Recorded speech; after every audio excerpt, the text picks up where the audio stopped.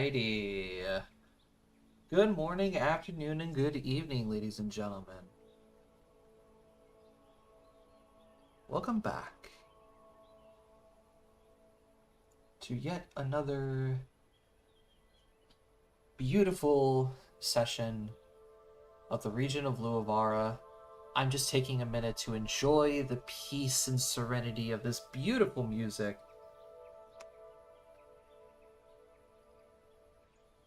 And just preparing myself for the absolute shitstorm that is about to happen.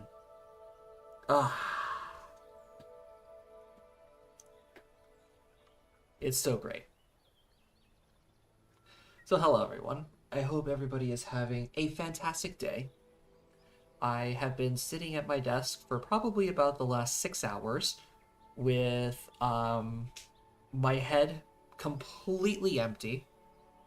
I was just watching a whole bunch of weird and funny videos. And as soon as my friends started joining chat, they were like, hey, are you ready for session? And I'm like, nope. You want to know what my brain is currently filled with right now? Let me show you guys what my brain is currently filled with and how I am not prepared for today at all. This is what is filling my head right now. Whenever it decides to play. It's raining tacos from out of the sky. Tacos, no need to ask why. Just open. Yeah, that's what's in my head right now. All right. Let's put on some actual ambience music and some good old tavern music. You know, our usual.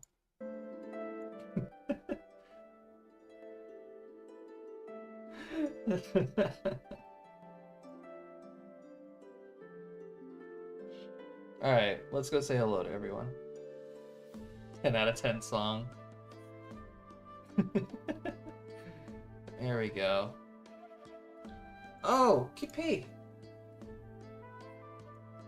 Hello, KP! Wait, hold on.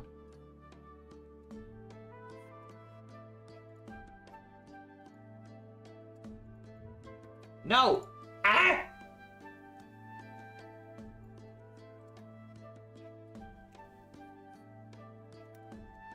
You just need the Doom song? Exactly. You see, you know what it's all about. KP, I forgot to mod you on my new channel. I'm so sorry. Okay, there we go. I hope you're feeling better, KP, honestly. Just rest up. You're really not going to be missing much. Too bad you were just a little bit. You were just a little too early with that, Cody. Cody. We told you. You're supposed to edge, not quickie. Oh, don't worry. We can hear those thunderous clappers coming from a mile away. Yeah, I finished early. My bad. That's not how you please. That's not how you please your partner, buddy.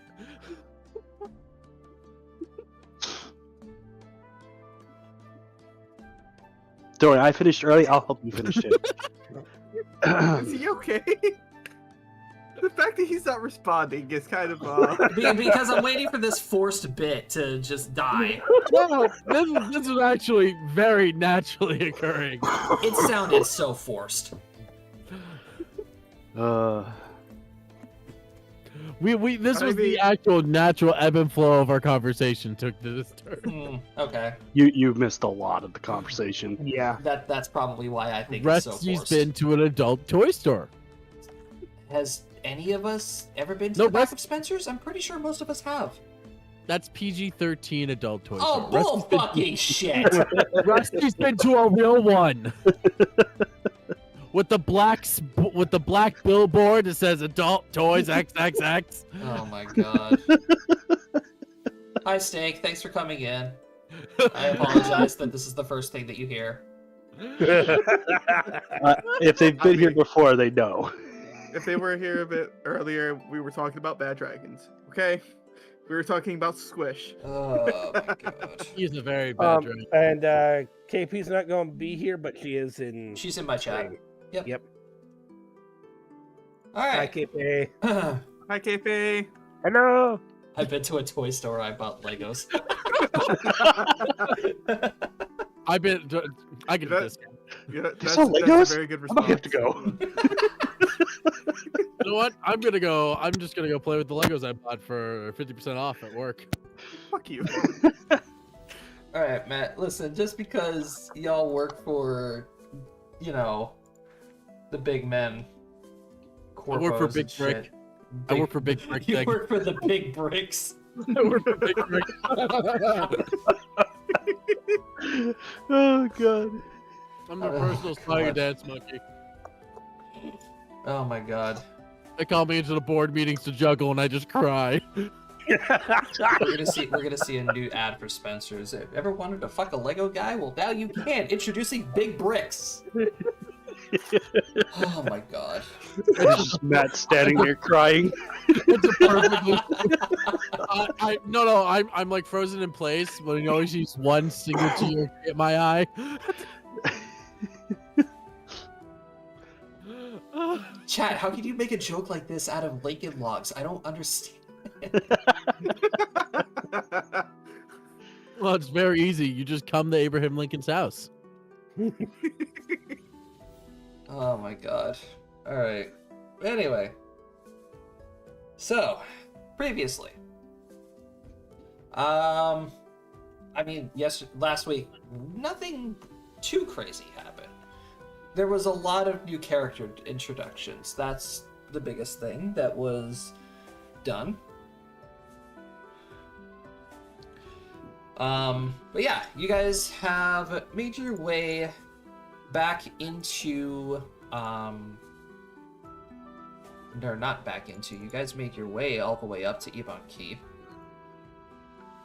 Spent about a day or so there, and after talking to the Dragonborn receptionist in there, you guys have actually managed to get a meeting with, the Elder Dragons. Which shocks everyone because we're not exactly known for our tact. Correct. They're just curious as to what you all wish to search for. And given the fact that you were saying that you had knowledge that has been rewritten from history, it has piqued the curiosity. But Oh, we're doing something right. You don't work tomorrow? besides the strange approach to getting a meeting with the dragons, actually meeting one was even stranger. As the first dragon, besides, well, the Dragonborn at the guild hall you met was Andra, the Clever, who has a lot of humanoid features instead of being a dragon. But before actually meeting Andra, she was escorting two lovely ladies down the staircase that leads into the western mountain range. And of course, Silky threw a fit because her ears started ringing horribly. That's our evil detector. She's like an EMF detector for ghosts, but for evil. Yes. At this point, I won't lie. Ragnar just thinks she's racist. Shit, we stepped into racism again. Damn. I'm sorry, my Tourette's cause racism. Wow. I'm sorry, that was really bad. Actually, that was bad. Okay, So, you need to go to jail. so I'll talk later. um, making sure that you all understand proper etiquette towards talking to creatures that existed longer than most of your families have, and making your way up the staircase and getting to know Andra a little bit more. You guys eventually come across Sethar, the guardian of the skies, who watches over the village that all of the current living dragons reside in. Oh, The big boy. you mean Chad Chaddington, the Chadworth the Third? Yes. Alright, and so you guys are therefore brought before the head dragons of the village, and including one that you guys have already known about for some time now, Andreas.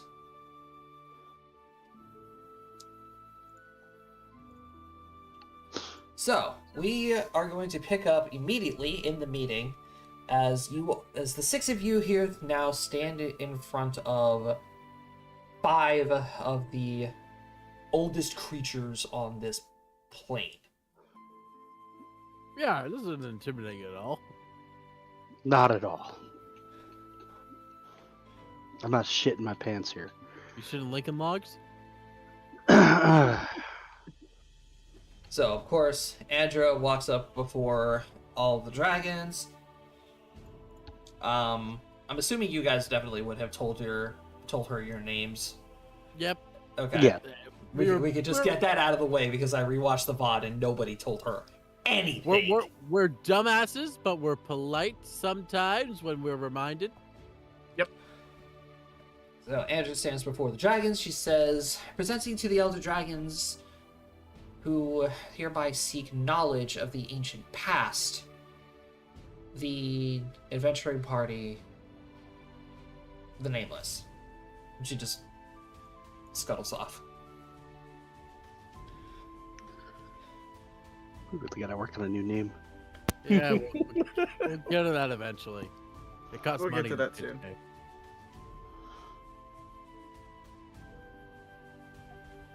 So, the Nameless, is it?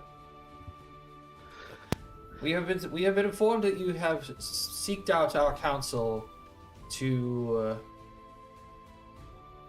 discover truth about ancient history. This is Sethar speaking.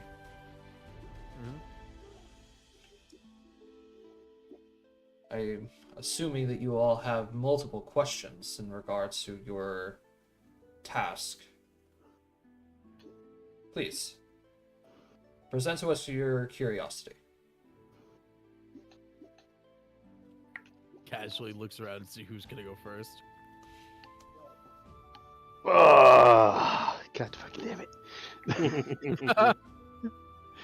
This party doesn't really have a designated mouth. That's No. the issue. Yep. Well, here's a better question. As players, who actually prepared questions? Fuck no. I am an improvisational actor, Josh. I refuse. Prepare? What is Oh, this? Huh? boy. I have things in mind. And so I know we have to ask them about the rewrite in Silky's book from what we know of common history and what the book says of common history. That's the big one. We need to ask what maybe the Lightbringer is and who maybe the goddess is awaiting her champion. Yep. Theoretically, they might know something about the lock.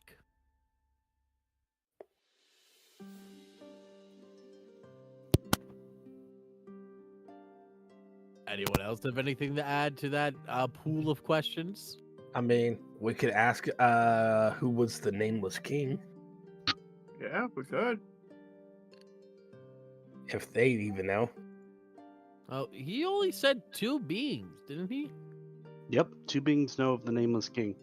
Yeah, so theoretically, it could be Big Honcho, Old Dragon. Who knows? Now the question is, was he including himself in those in that? I believe he was. Mhm. So it would be him and the nameless king that know their name. Yeah. Well, we don't know if the Nameless King is still alive. Working Fair theory is that he is. Working theory. Working theory. But working theories are theories for reasons.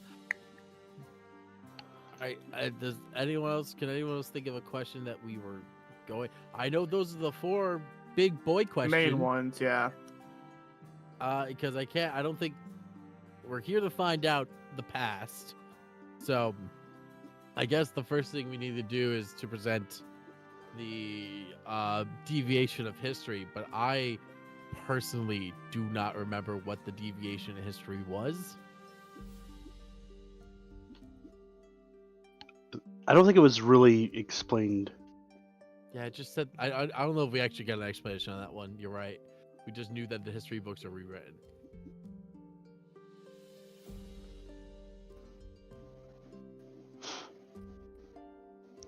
So, who's opening their mouth? I'm just gonna push Ragnar forward. Just slowly push up Ragnar.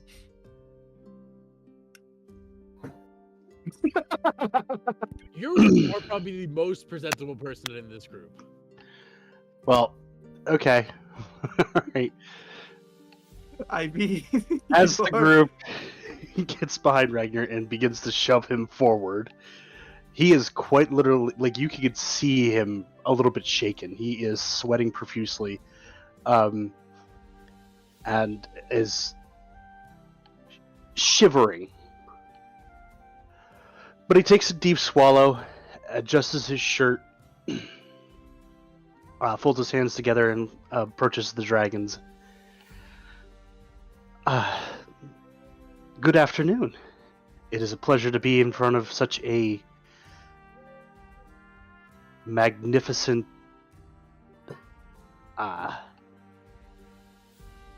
group of individuals. We have come across information that goes against what has been told to the rest of the world as far as our history. I believe it was regarding the fall of silence. Regarding the fall of silence, and we were hoping that you might be able to shed some light on this, being some of the oldest and wisest creatures amongst the plane today. Make me a diplomacy check. All right. You actually have a modifier in that, don't you? A +4. Yeah, that's better than anyone else's. Yeah, Mine's a 0. Rusty, 0. Jacob, And gets 4. trained. yours is also a 4. For what? Diplomacy? Yeah. Fuck you too. 15.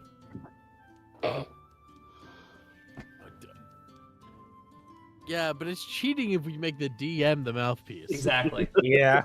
Exactly. It's That's cheating. why I'm saying Silky is like petrified in fear right now.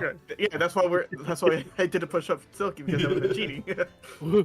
That's why I'm very heavily trying to avoid, but we do need Silky to explain the discrepancy because the rest of our dumbasses don't understand it.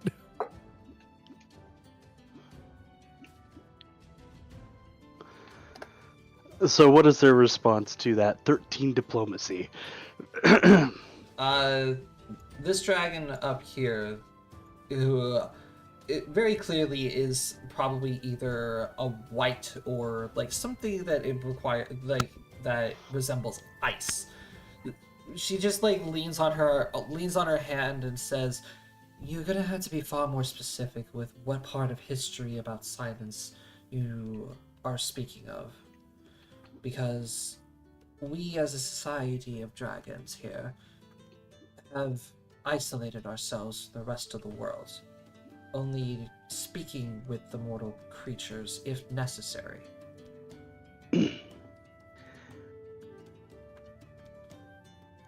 Do we still have that book? Yeah, Silky has it. Okay, how's it?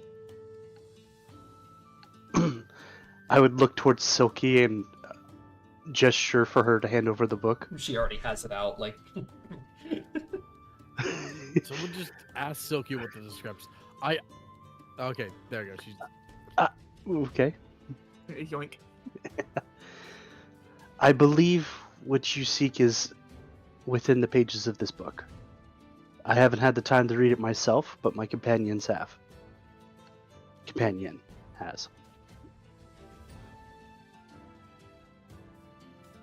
You see the ice dragon open up the book, and like with a wave of her hand, the pages just start flying through. And so finally, she just closes it and says, "Well, this is history as it was described."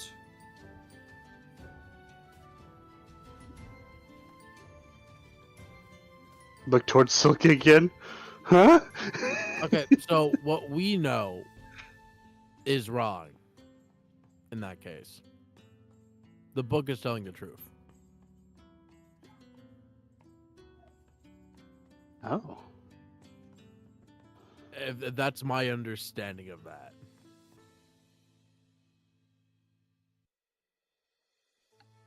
Josh, what was the discrepancy between the Fall of Silence that we knew in common history that Silky found in the book? The most common knowledge was that the king abandoned the city to save himself, and Thank you. the kingdom fell. Then why the hell are we here talking to the dragons? No, because the Just book to clarify? the book said the king, I believe, stayed and fought. Yes. Yeah. Okay. The king was actually forced out of the kingdom by his own soldiers. Okay, so then I'm just failing to understand what our purpose here is. Initially, we needed to get the clarification. The book should have been clarification enough. It was in the Dwarven archives. We want to know why the knights pushed out the king, theoretically.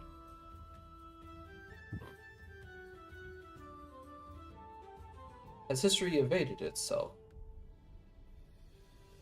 Was the day of the fall not recorded properly? We believe not. To the mortal races, it is known that the king had fled Silence, not that he was removed by his own guard. This dragon is going to lean back and say, "That's preposterous."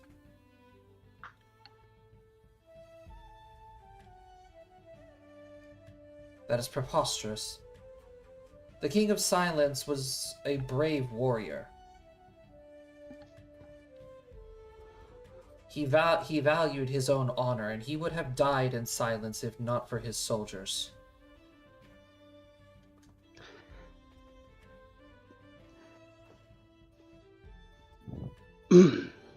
If I may ask, are you aware that most kingdoms are currently being occupied by councils rather than kings?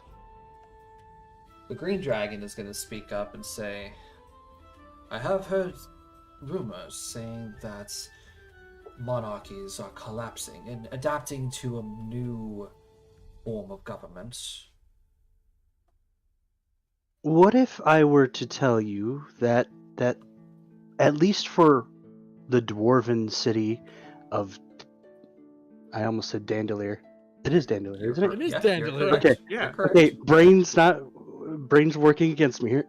The dwarven kingdom of Dandelier, the monarch was removed forcefully from position and thrown in prison, and has only recently been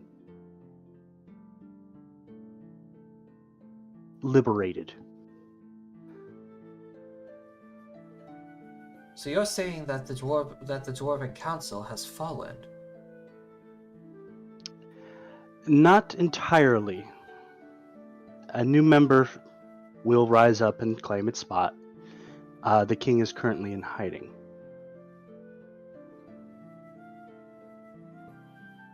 Alistair's just going to lean on the Ragnar. Tell him who took it over. What race of people? The group that had infiltrated the council appeared to be members of, I believe they were changelings? They're tieflings. Tieflings. My apologies. Tieflings. Oh, that is rather strange. Tieflings are not surface walkers. They thrive in the Underdark. They have been for thousands of years. Now, as a group of adventurers, our job is to investigate a lot of these mysteries in themselves, and we are just simply seeking any form of knowledge that might help uncover what is occurring within these kingdoms. And we believe that Silence may have fallen victim to a very similar fate that Dandelier had just been imposed to.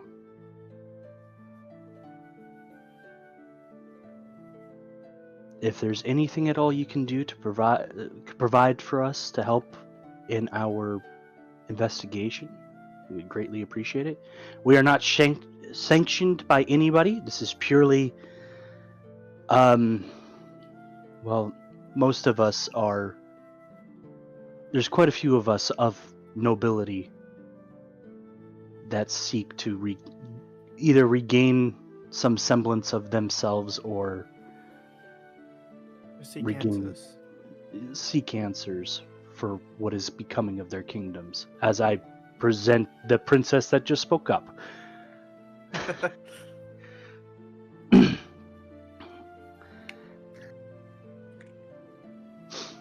This is Princess 8 of the Elven Kingdom. She has been exiled for... Well, that is for her to say, not for me. And we believe that her kingdom is also in such a position. In a corrupt manner? I would Yes. have to say yes to that one.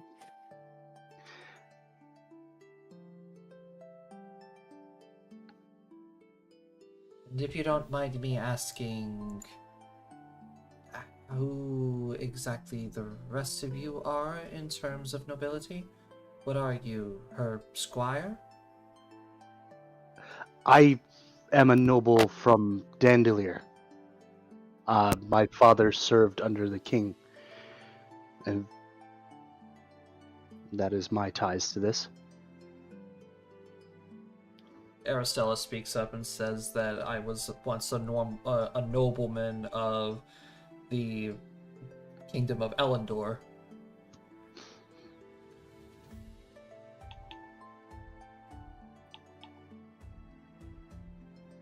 The peasants all look at each other. Yeah. The other two, Alistair, Sapien, and Silky are just like, yeah, we're just here. the other three are just companions that are assisting us as we. We fit very companion. The guide, the tank, and the scholar. We fit very good roles to be the companions of nobility. They're the glue that hold us together. We're how you survive in peasant land. Well, even though they're ones gluing things together, their stories also intertwine with ours.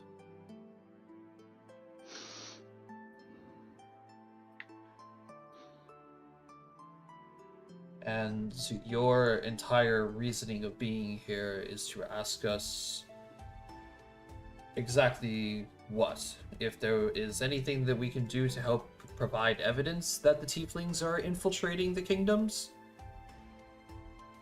I guess Alistair will step forward at this point.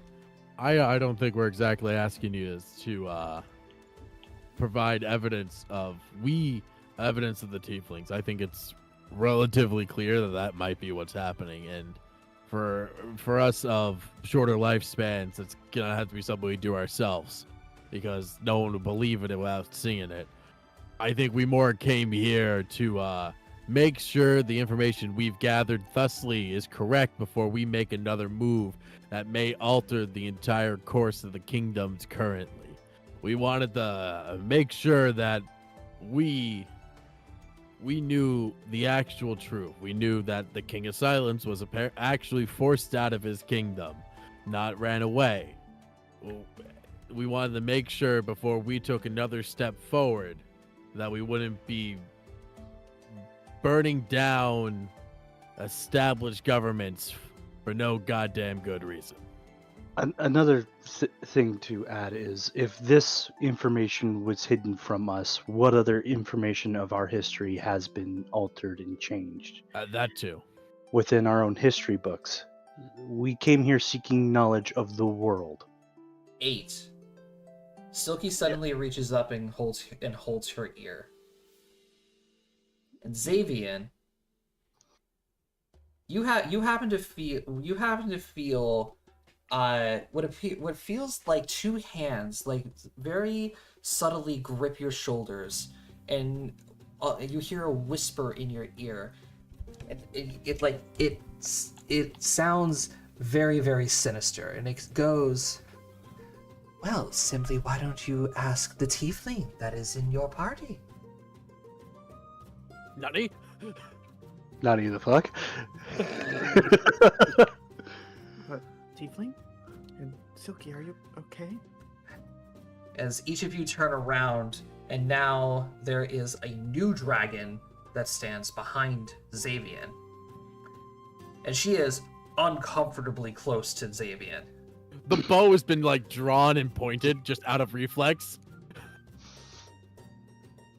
She leans in and she smells his hair, and she says, "That's just tiefling blood. Oh, the strong sense of red dragons. You are a very fascinating creature. Your skin is so coarse.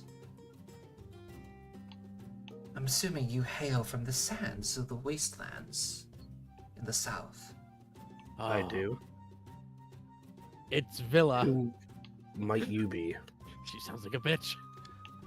You're going to see Sithar stand up and say, "Villa, that is enough. They are guests here. Literally Alistair's notes. Villa. Behave She sounds yourself." like a bitch. Yep. Bitch. Oh, come, Sithar. I'm not harming anyone. Just merely observing what we have in front of us. Fascinating human. Well, tiefling. Disguised as human, I should say.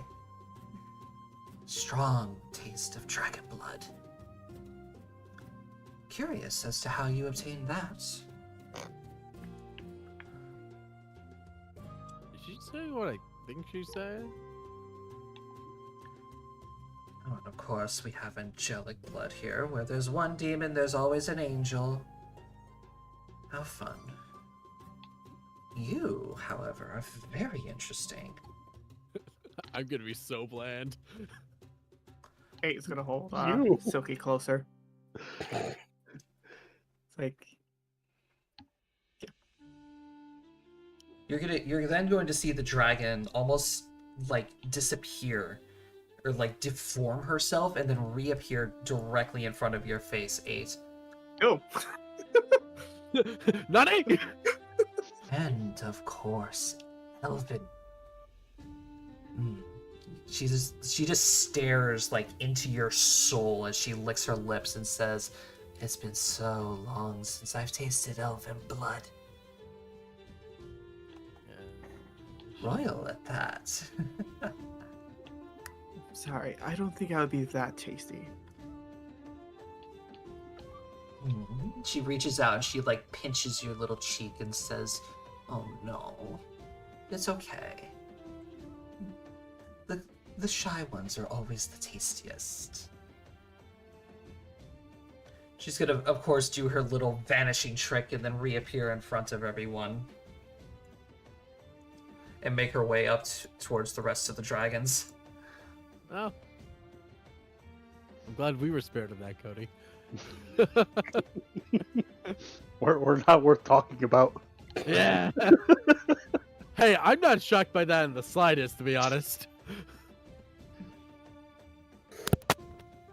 But not strange that you think that tieflings would even bother with the surface world.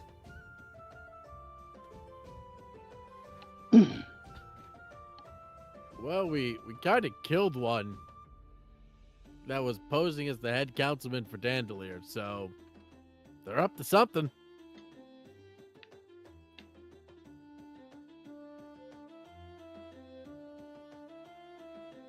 And you come here seeking the knowledge of silence, yes?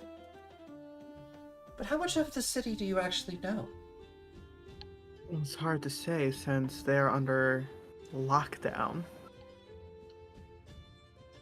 And also not to Ancient- mention that all of any bit of their history has been recalled. Ancient Fort City. Recalled or anything that hasn't been recalled, rewritten.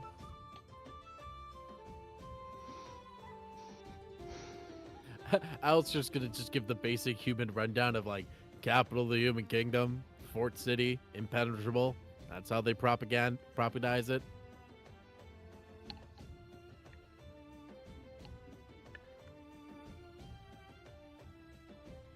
Oh god damn it, KP. That's you. Num num num num. Well, Atreus, I'd be happy to inform you that while it pains me to admit, the mortals are indeed correct. History has been rewritten. And not for the best.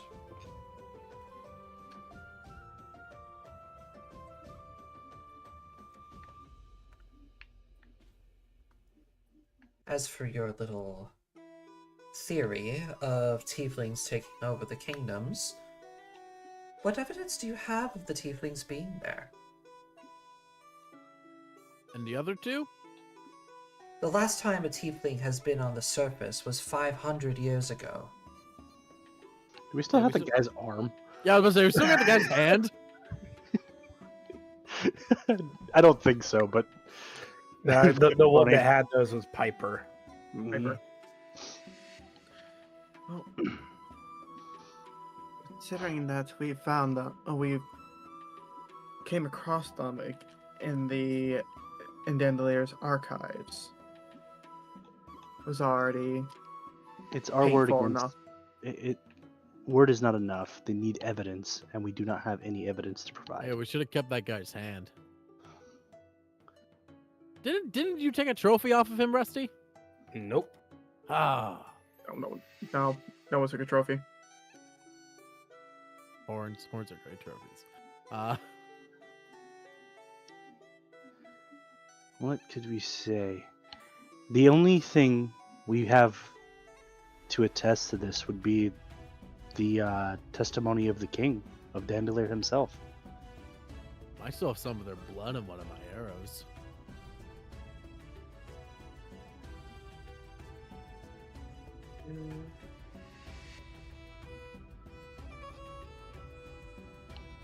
Andra is going to step forward and say, if I may,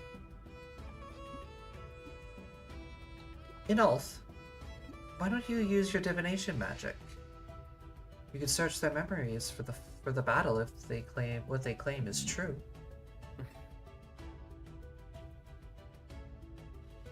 Oh boy, someone digging around in my head. Where's my lead line cowl? Where's my lead line hood? I have prepared for this. I have a tinfoil hat. Don't dive too deep. May not like what you see. The dragon that you guys now know the name of, Inulf, stands up and of course walks forward and says, "Very well. Who would like to show us exactly what you saw?" Well, I think I'm one of the few people who got a good look at the entire battlefield. And I would say either me, Ragnar, or Xavian. You sure? All right. Xavian was the one fighting up close and personal with the. Not Yeah, Xavian. Xavian. Not Xavian. He was in a rage. Yeah. I Think of I like a forgot that blurry rage. thing. Rage Yeah. does that shit. I'm a bit better of I- a Yeah, I went into a rage and fixated on the fucking councilman. I mean- I would be a bit better of a person just because I was shooting multiple tieflings. I was teleporting across the room. I don't know if that helps. Alistair's just gonna offer, like, put down his hood and like be like, "All right, and All right. what? Listen, I got to. You get probed. Let's go. Oh, Roby. Brave probe. I was the only one who stood up the entire time, and I probably saw the most of the entire field. I wasn't focused in one area. Alright. Enolth is going to stand in front of you. She's going to reach out her hand, and then you guys are going to witness like a small string of light blue magic come out of Alistair's forehead. Ah. She's going to take it and almost weave it in the air and create like a sphere of magic that eventually is going to form in the center here that basically shows a complete replay of what happened in that fight from Alistair's point of view. You can see the entanglement off to the side near the entryway of the door, the stack of books and the coffin that lay in the center of the archives, and of course just the absolute chaos of tieflings everywhere, firing arrows down into the center. Rusty is in the middle, just beating the ever-living shit out of this guy. And Me pretty much dodging you guys just fighting for your lives. It is strange to sit on this side and watch it. Yeah, welcome to the absolute chaos I was witnessing the entire time. Well, the mortals speak the truth, Andreas.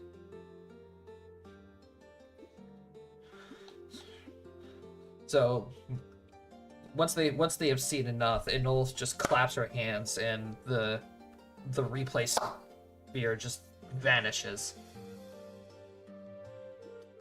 You know, step away, muttering, "Do I get those back? Are they still in there?" Yes, you still have the memory. This is Alistair being stupid, not knowing how magic works.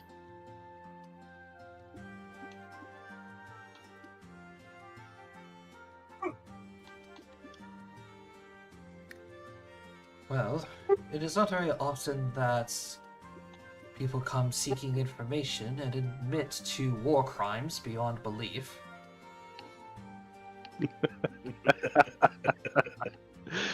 Yeah. Yeah. Resulting in the destabilization of a major city's government.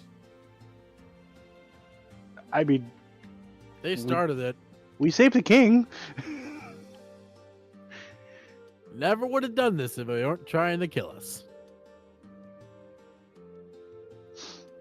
I still, however, do not understand your morals for this task. Why take up such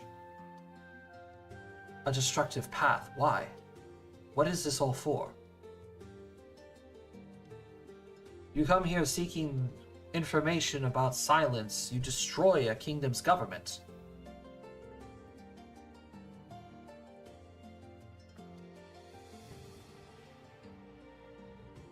It's not like we wanted to fight them. It's never our initial path to destroy the kingdom's government. But at the same time, if kingdoms are being led astray by people who do not have their best interests at heart, it is a job of the people of those kingdoms to usurp and change the powers. Is it not? It still seems like a rather large task for a low-class adventuring party to take advantage of. No argument there. We just kind of got dealt this hand. If we don't do it, who will? We're the only people who know the truth. You guys didn't even believe us about the tieflings. You think anyone else is going to? The we fights, stumble upon more and more devious hidden plans, and the more we stumble, the more it becomes impossible to explain to the outside. the fight itself was not something we went seeking. We were there trying to get information of how to get into silence.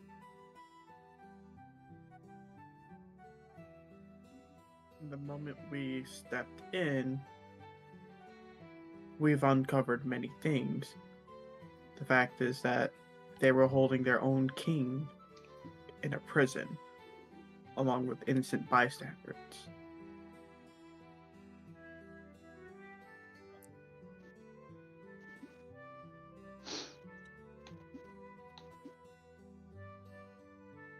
It still therefore begs the question as to why.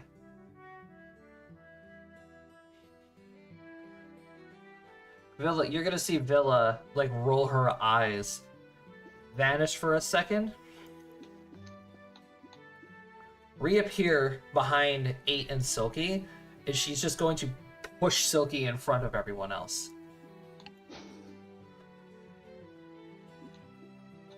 This one in particular, I'm sure, can explain everything.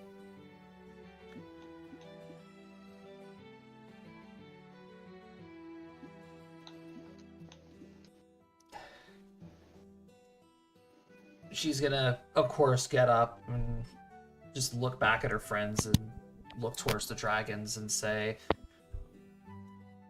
our entire adventure started off because I was looking for my master. He disappeared around the exact same time when Silence closed its doors. And as we were adventuring, we were finding more and more pieces to a puzzle in which we don't know the greater picture to yet. But most of it, she's going to unhook her sword and hold it out, revolves around this.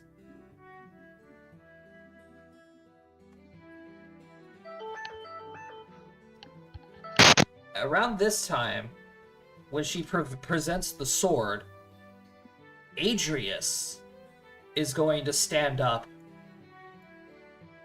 and walk over to Silky. Now, keep in mind, Silky is 5 foot. How tall is this guy? He is 2 Silkies tall. Oh god. This dude is like 10 feet tall. He is huge. Would Yeah, I'm cracking my neck to look up at him. for real. Oh, I'm back. He's going to reach down and very delicately pick up the sword and inspect it.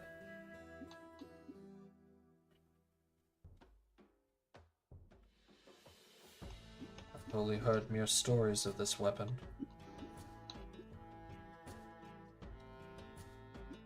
Your master was in possession of it. Silky is fucking shaking at this point. From her stories, yes. It was But not only- it was the only weapon in the house. When I left, I didn't want to go unarmed.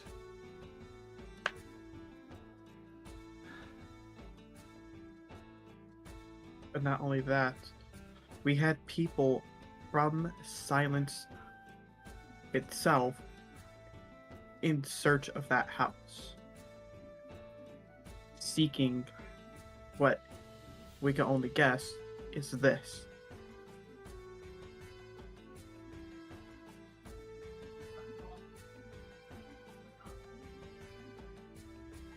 He's, of course, going to give Silky her weapon back, and just... You're gonna see him, like,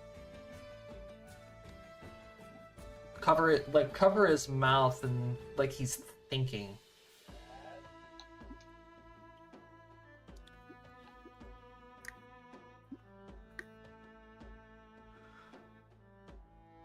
And of course, Villa is going to return to where she was.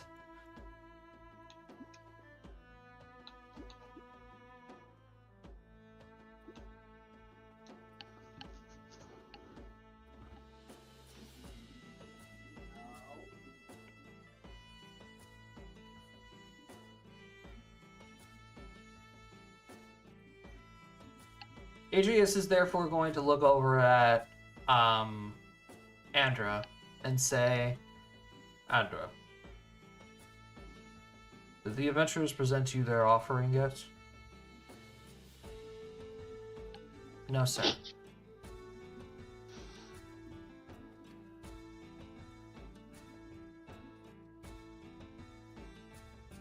Very well then. Present to us your offering. We will answer your questions equivalent to the offering itself. Alright, y'all. Time to figure out if we actually made this work. Andrew said we had something good on us, but I don't know what it was. She never said what we had to offer. She was being cryptic as fuck. So now what the fuck do we give them? I should just put everything forward and see what they say.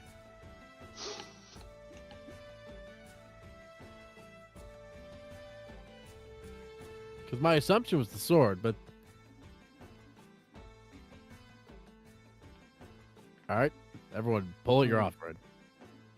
I was just gonna put the barrel of wine in front, the keg of wine in front of him.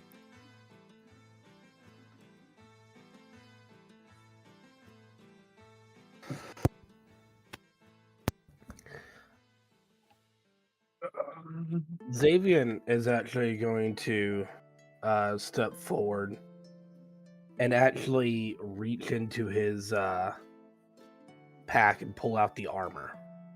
Oh. Not the plate mail.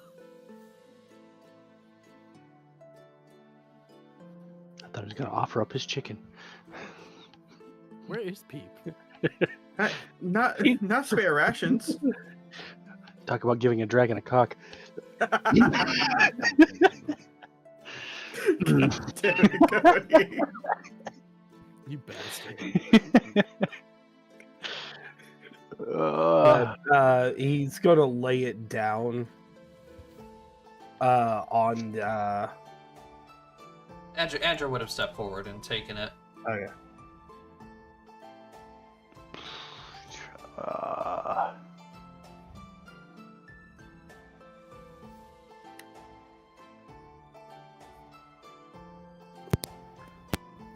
During our adventures, we came across this armor.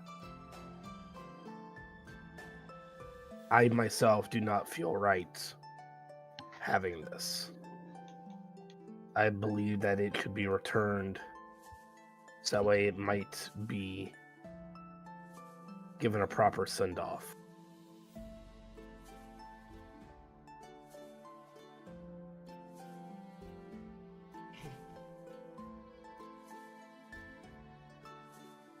Must be difficult giving up such a trophy, especially for a monster hunter.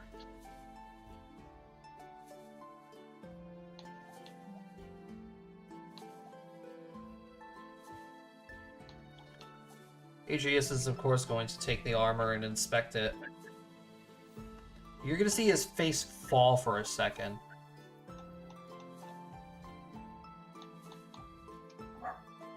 Where did you get this armor? From a tomb.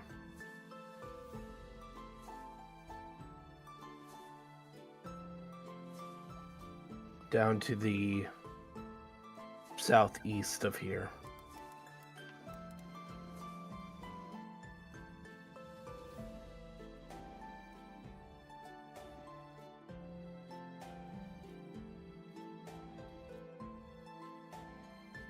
Inolth is actually going to look over towards the armor, and even her face is going to have almost a shocked expression. Aegeus, is that what I think it is?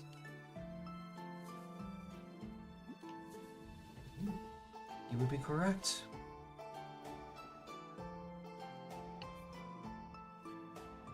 Silky's gonna lean over to 8 and say, wait, did we just find something really important? I guess we did.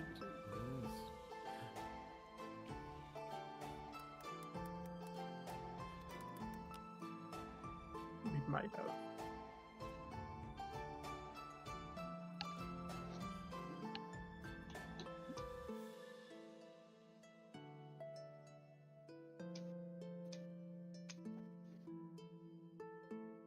Which then 8 would have pulled out her item, which would have probably went with the armor, the mantle.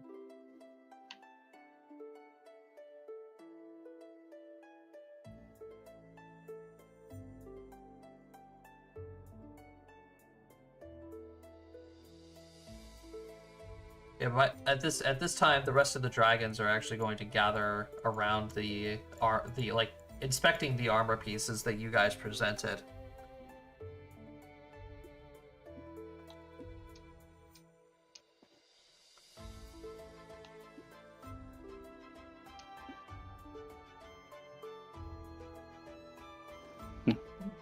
Does anybody here speak Draconic? Nope. Let me check. Nope. Nope. Nope. Well, We you know do who not has know. comprehend languages? Silky can. So can Aristella, if I remember correctly. Yep. KP's even messaged me. Comprehend.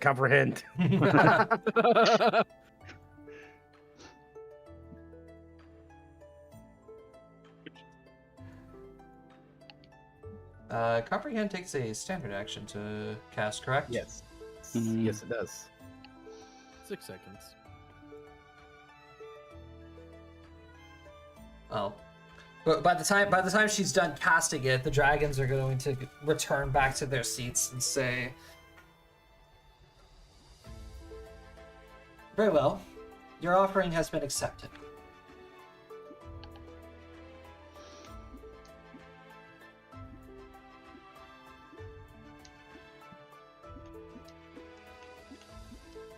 Now, if you don't mind, everyone else shall explain anything that you wish while I do some work. So you're going to see her take the 2 pieces of armor, lay them out on the floor, and you're going to see an arcane circle form underneath them as Inulf is starting to cast a spell. Hmm. Do we determine what kind of spell it is? Knowledge Arcana.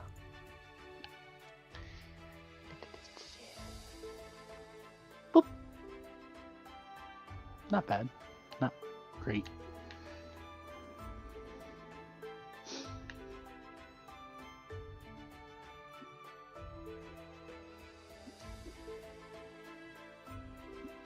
Yep, there's the checks I'm looking for. KP is playing vicariously through me. Listen, I ain't even gonna try. What's my knowledge arcana? Yeah, I know, right? Yeah, +1. no, I have a +2. I'm gonna attempt it. Yeah, I don't even have it as my You skill. got a +0. Screw it. It's not even my skill. But I'll still. Damn. Aristella's you're the only one who actually passed this. You ready for this nat 20? Damn. I was literally one fucking off. Aristella recognizes this spell as True Resurrection. Oh boy. Fuck you, Josh. I was just looking at that fucking TikTok earlier today. What would happen if you cast Resurrection on a suit of leather armor? Man, am I glad I did not wear that. Thank God mine's not made of dragon shit. Mine's made of leather. Yeah, so let's see a cow try to strangle you now. So this other lady dragon is going to speak up and say, "So, to start off, your mortal history is wrong. The King of Silence did not flee from the fall. He was dragged off by his soldiers.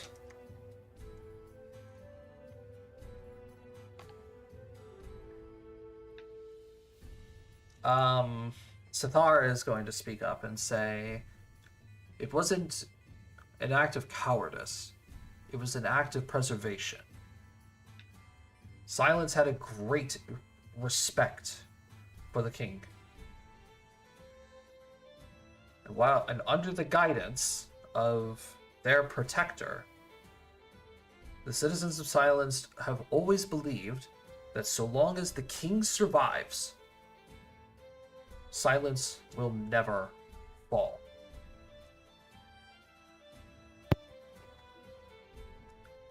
The Green Dragon is going to speak up now and say, "And soon after the king left the kingdom, was safely out of one of its tunnels, he vanished, along with the sword and several other people from the fall itself. While, yes, the kingdom did indeed fall, the castle destroyed and seized was quickly gave up on and left for ruin.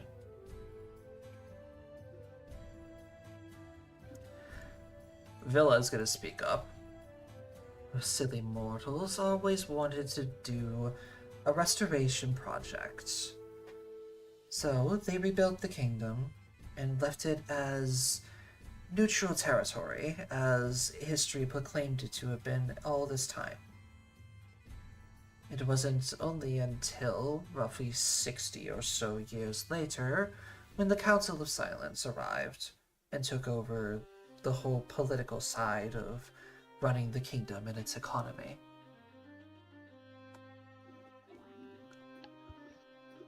Doesn't that line up with when the king of Dandelier was ousted?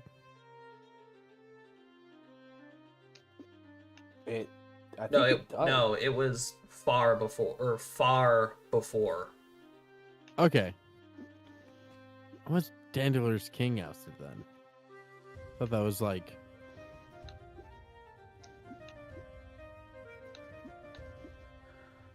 So Dandelier's king would have been ousted roughly 350 years ago compared to the 500 when Silence fell. Mm-hmm. It was about 440 years ago when the Silent Council took over. Dandelier's kingdom was ousted about 350 years ago. Okay, my bad. I thought I just heard you say 60, which is why I got confused. No, and 8. How old are you again in Elven years?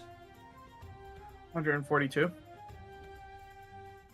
Yeah, that sounds about right. And the Elven Council was established roughly 100 to 120 years ago.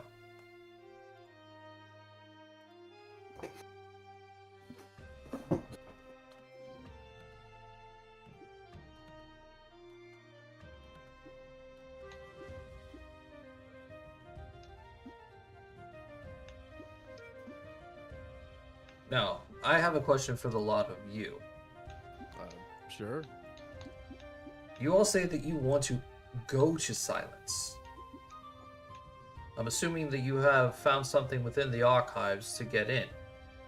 Yeah, that tunnel, you mentioned they dragged the king out. We found the blueprints for how to get in. Dwarves keep good records of what they build. That was our main reason for actually going to the dwarf Dandelier. Just to find a way in.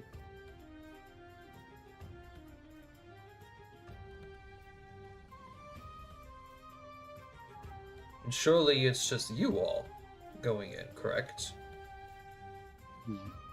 We haven't really decided on that one yet. We're fairly positive it may just be us currently. Just for a little, espionage. But in reality, we've come to the realization that the kingdom's been closed for 2 years.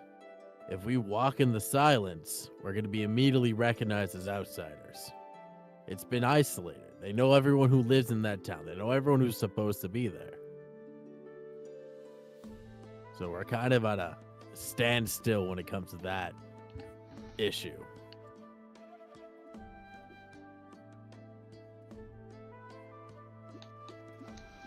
Our actions were to be determined after meeting with you.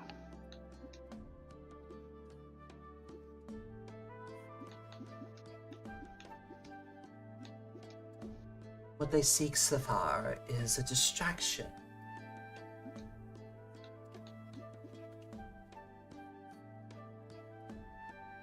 Eh? Something to throw silence off. Get the council's attention so they can sneak in. In all honesty, the only thought I've had this entire time regarding that, your dragonness. I don't know God. what your title. Oh God! Listen, That's a good one. You're Oh, dragging boy. this. in Alistair's defense, these people far above him. He's assuming they're like royalty, basically. That's how you talk to fancy people. If we find a way to open the heartbeat lock, that would very easily cause confusion in the Council of Silence, because a whole fucking horde of adventurers will just rush into the castle guard. Oh, they are sure to die if they do. One of them used to be a guard in the city, so she does know how to get through some of Castle Guard.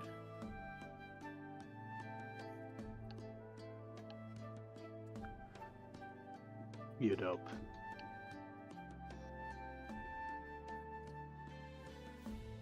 Well, the Heartbeat Lock was designed by the Elven Mages. It's not impenetrable, but there is a way around it.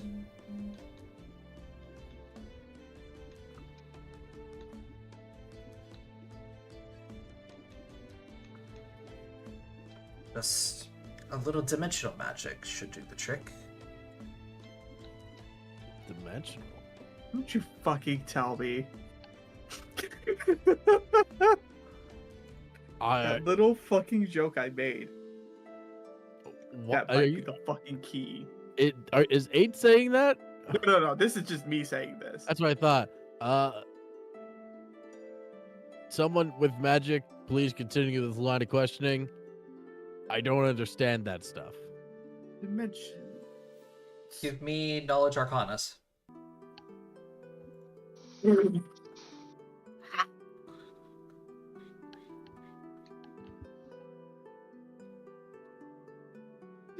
Straight up me and Alistair just wait. Ragnar, you sit and think for a second here. Dimensional magic. A way to get around the lock. But you can't use dimensional magic on the lock, it'll rebound. Yeah. You moved to Dercius.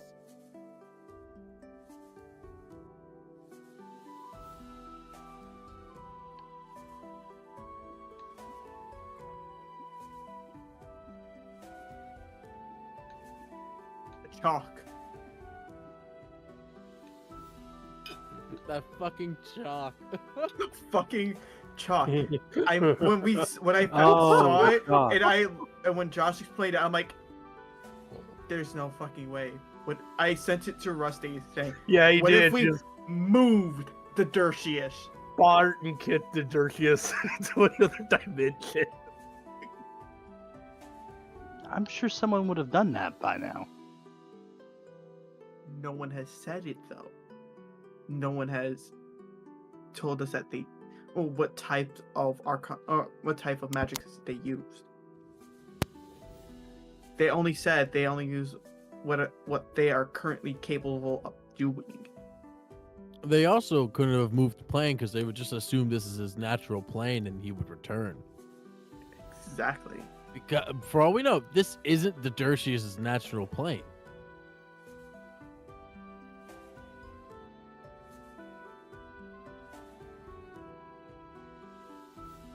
Unless we also, or we try to use it to bypass the lock entirely and get into silence.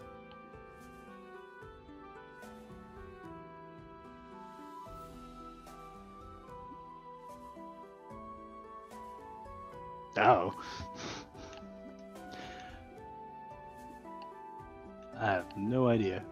So, if I'm getting this straight, you're saying if we move the guard dog, the door will open? The lock is tied to Didertius. What's the chalk?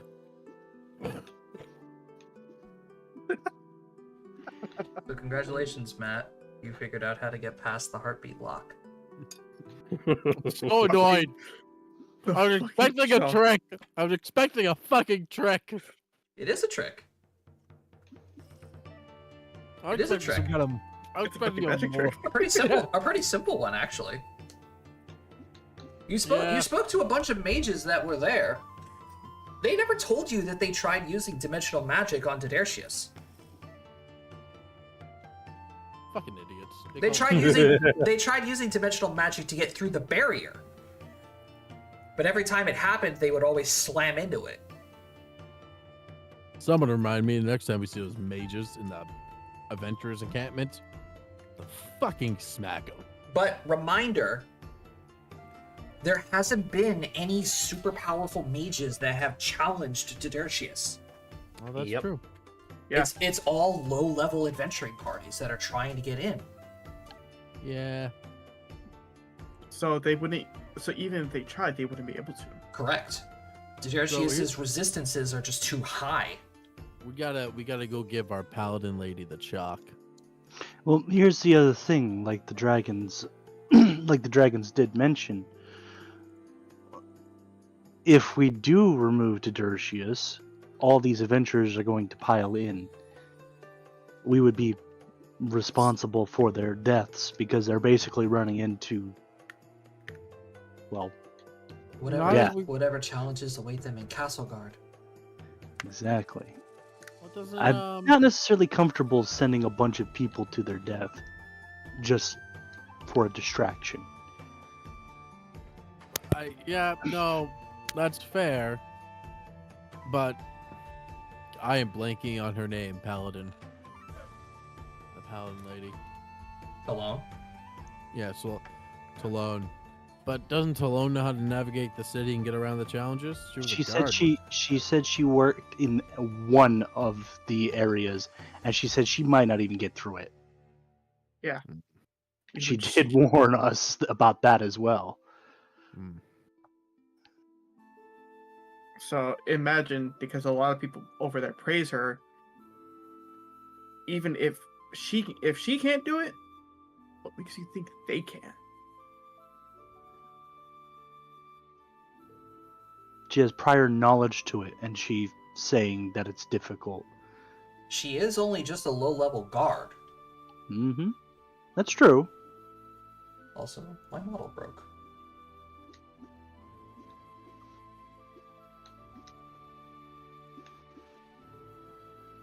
So, chances are, with enough firepower, they can get through it. But there will be casualties. Oh yeah, there will be. Listen. So the we're question, so basically- now brings it down to the moral question for you guys. You now know how to get through that lock. The first challenge of Castleguard. Are you willing to sacrifice those people as a distraction for you guys to sneak into the tunnels and back into the city?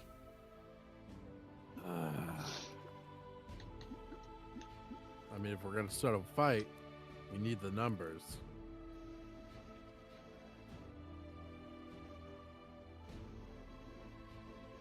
I personally don't think it's worth it. I don't like the idea of sacrificing so many, I don't like it either. especially if they don't like, especially if they have no idea what they're actually getting themselves into. Could we turn off Castleguard? Didn't Talone mention something about turning off the city? Now, reminder, Castleguard is not a city. It is a fortress. Yeah. True. It is the last line of defense between the rest of the world and silence. minus the Bay Area, but the Navy is almost impenetrable. The Navy, the Navy. Send in the submersible. Dive. Send in the yellow submarine.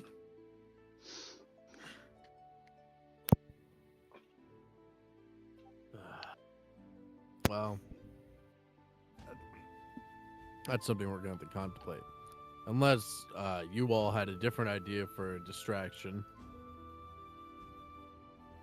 Go look at the dragons.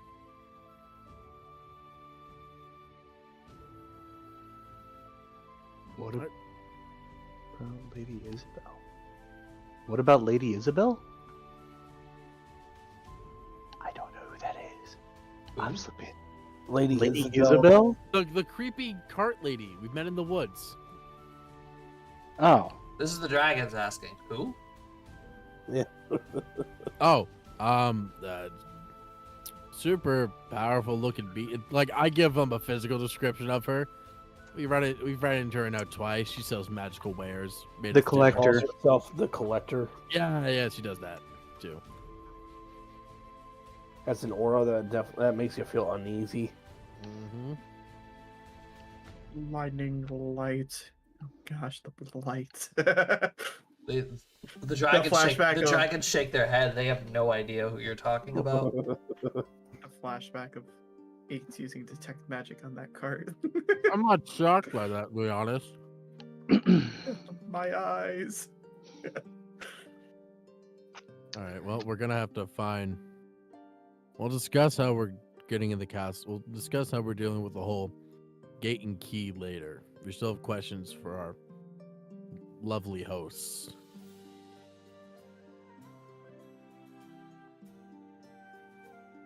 Ask away. Yeah, you have questions apparently. Well, they're general questions that we all should be asking.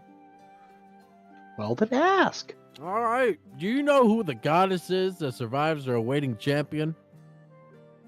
We don't need that anymore. We know how to get past that. That's not tied to that. That is. That is exactly tied to that. No, it's not. This is something completely different, Cody, to my knowledge. I'm assuming that you're speaking of the goddess of silence. Oh, maybe. Listen here, y'all. We didn't know there was a goddess of silence 5 seconds ago. Don't question the question. I assume. Who's that?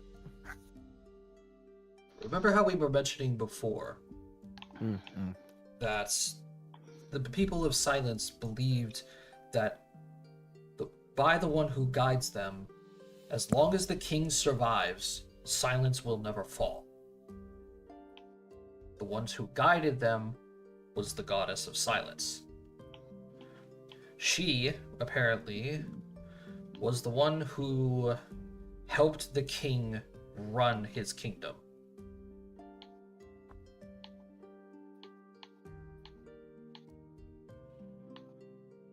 As far as our knowledge consists, she was a goddess of neutrality.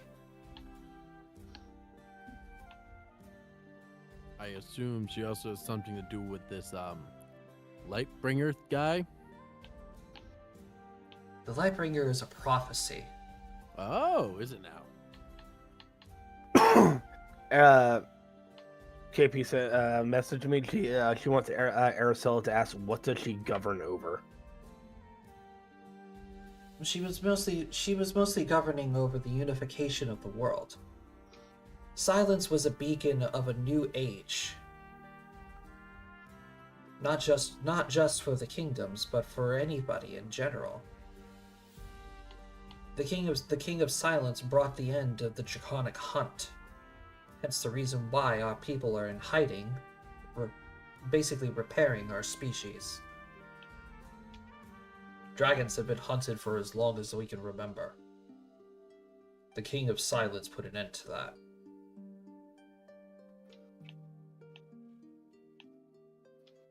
He was a unifier, practically of the entire world. Well, most of the world, you could say.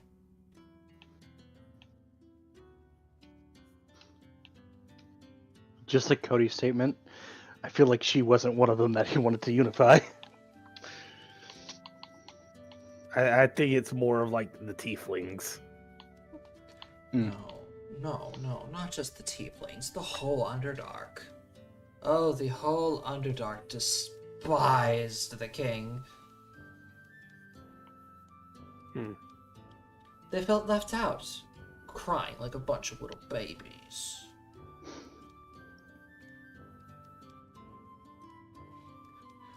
We can't even comfortably get between the two places easily, can we? How would they be unified? We dig a hole? He was supposed to open a passage, or he was supposed to bring ways for unification between the surface world and the Underdark.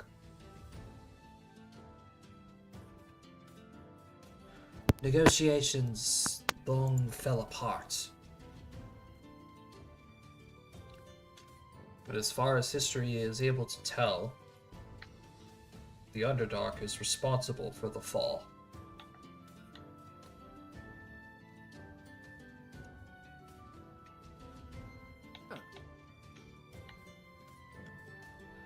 The legend that revolves around the Lightbringer is one of reclamation. It was said that a long time ago, when the kingdom falls, and it will fall, there will be some hero that rises to the challenge in reclaiming the kingdom and its throne, restoring peace and unity throughout the world, and then ending the senseless and everlasting war.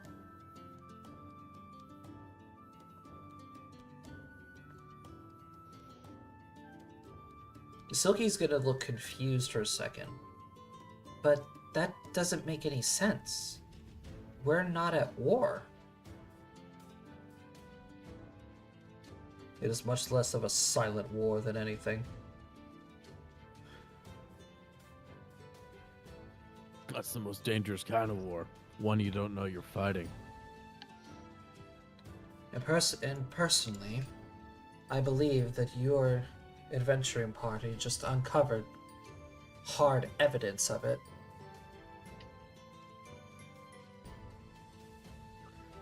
Oh boy.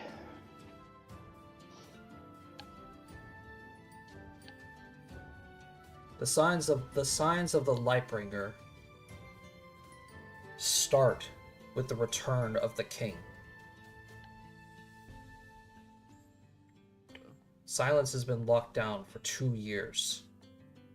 Chances are the king has returned, considering that his sword is in our presence.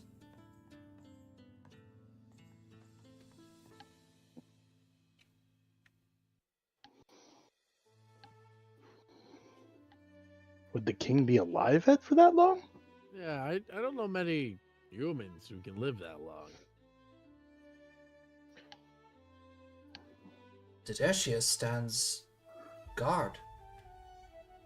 If he is alive, then surely there must be others. All right, you got me there. That's pretty good logic. Not to mention if he was blessed by a goddess. Yeah, okay, fair enough.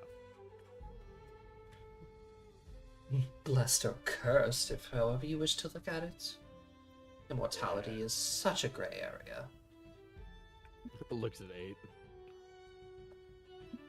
Looks back over it. Alistair's like, I know what you're thinking. I know, it sucks. All Suck it up. Listen, give me a couple extra 100 years. I can do a lot with that. I don't live too long. I don't die too early. I'm fine with that.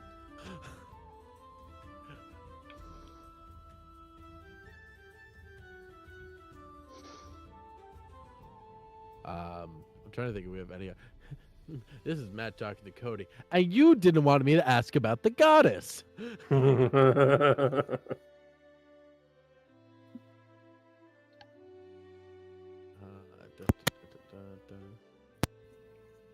I can move the note that we need the kidnapped councilman De Lazan.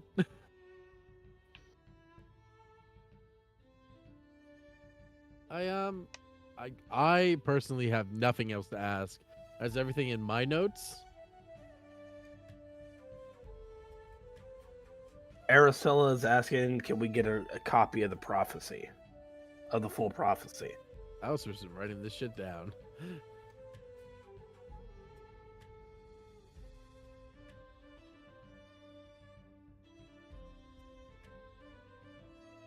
I think I have that. I think I have it actually written down somewhere. Hold on.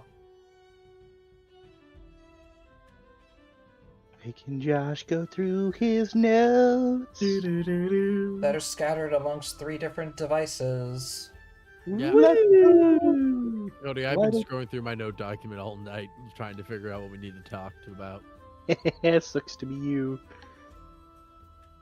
Well, it would be very helpful if other people were taking notes, and you know, we're not telling me not to ask things that we already know when we didn't know them. Well, that's my fault. I thought it was what the hell is the word I'm looking for? Connected? I thought that was I thought it was connected to something else. That's That's fair. it. I'm just giving you a hard time.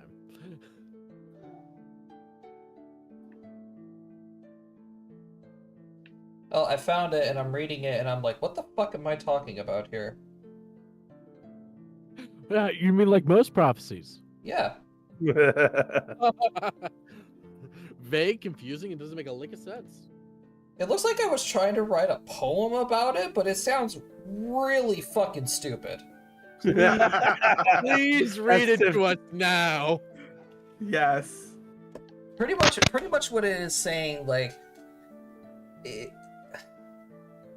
Sigh. I don't want to fucking read this. It's that bad. The sigh The of sigh said, disappointment. Jesus The sigh says it Christ. all. It's okay, Josh. I've had moments like this with Starfighter. Oh my god. Alright. At first, I write it. It's like, yeah, it sounds cool, but then I get time to read. It's like, I do not want to do this. Like, this sounds so fucking terrible. I'm not reading it. No, fuck that. Was I drunk when I wrote this? I didn't think I felt when I wrote The stuff for prophecy campaign. basically states, among the ruins of the Kingdom of Silence, a dark age will soon fall. The souls of the battlefield will hereby cry for light. The bringer of light will rise upon the king's return, and soon the world will once again unite, we could say. Sure. So what I'm hearing is the return of Squish. Praise the sun. If only.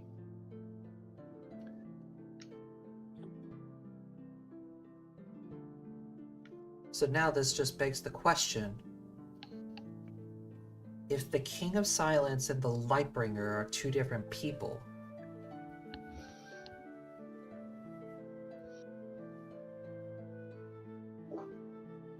Who's the Lightbringer? who, yeah. I mean, we still don't really have the answer to who's the king. I'm still putting my money in for Silky's master. Only fucker who would have the sword.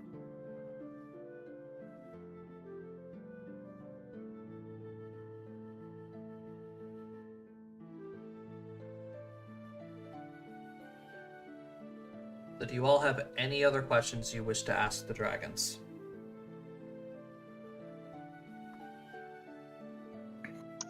Not that I'm aware of. No. I've asked everything that's story important. I may not, but I see KP is typing. She is here in spirit. Through the messenger bird.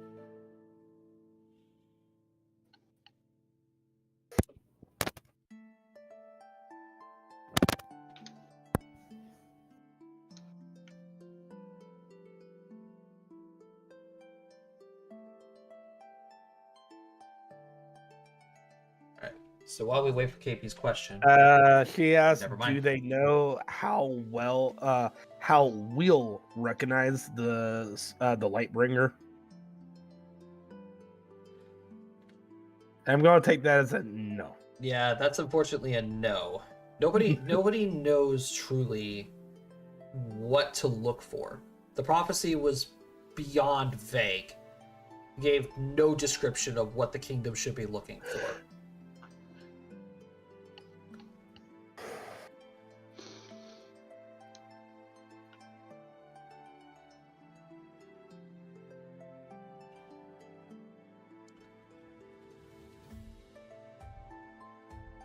Very well then. Astra, if you would not, or Andra, if you would not mind escorting them back to Ibon Keep. I believe this meeting is adjourned. Thank you very much for your time.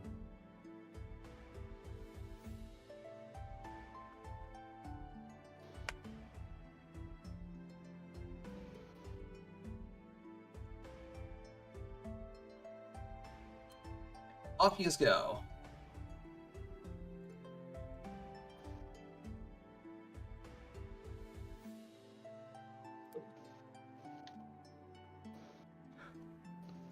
So, as you guys are making your way out of the village, you can talk amongst yourself, you can talk with you can talk with Andra.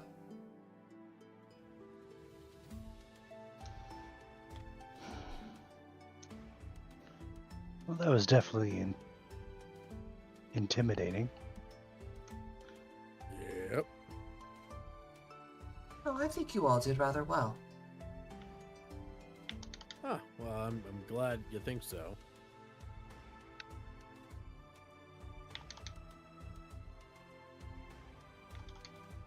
Andra, if I may, do you know who that armor was made from? I do, as a matter of fact. A long time ago, as we have explained, our kind was hunted very viciously. And there was one dragon in particular who stood up against all of the poachers. A red dragon who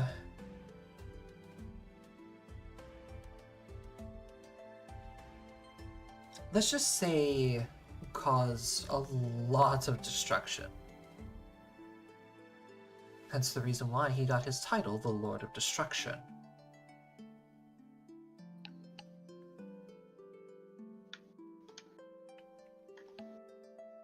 You returning his remains, or at least part of his remains, was a little shocking to see that they still exist. However, I think there's a little bit more to it than the other elders lead on.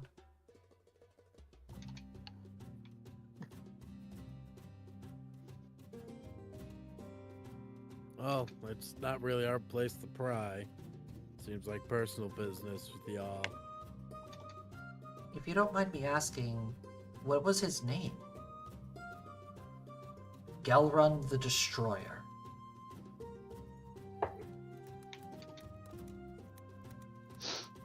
Does that ring a bell with any of us? No. Good.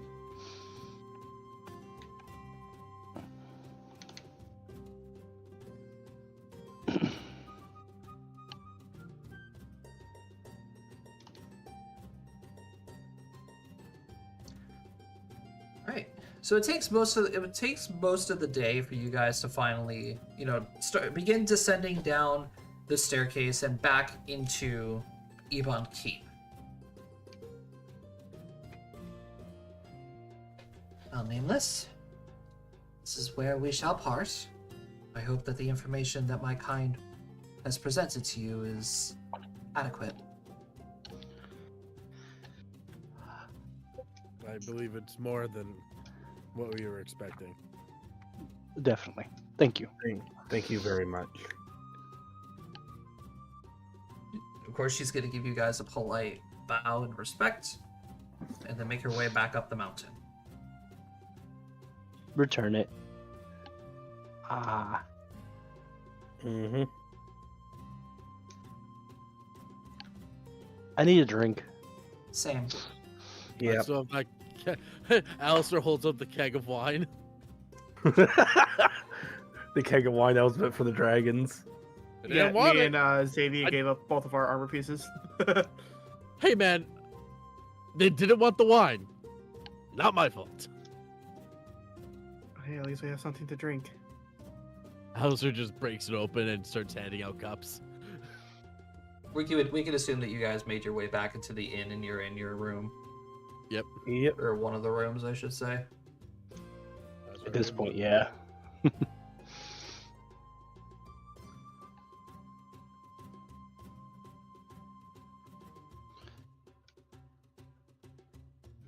All right. Now it'll be of wine, and we're sitting down.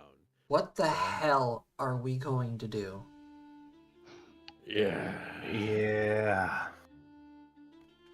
I just immediately it takes a big drink. Alistair has a bendy straw in the barrel. The almighty bendy straw. It's an arrow too. No. I mean, we can't really send those adventurers to their death. I Sounds agree. right. Even if they have Tulone in our whole party, who knows if that'll be enough.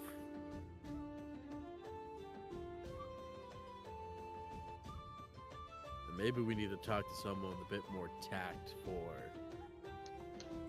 this stuff. Maybe we could go talk to Talone. Yeah. See what Tulone has to say. As long as some of us are willing to, accept that kind of assistance. Listen, I don't like her personally, but she's our only option. And I'm not gonna put the detriment of everybody above my personal grudge. But the thing is, if they can listen to her, They have a higher chance. right? I think our next course of action is either talking to Tulone or talking to the King of Dandelier again, seeing what he says.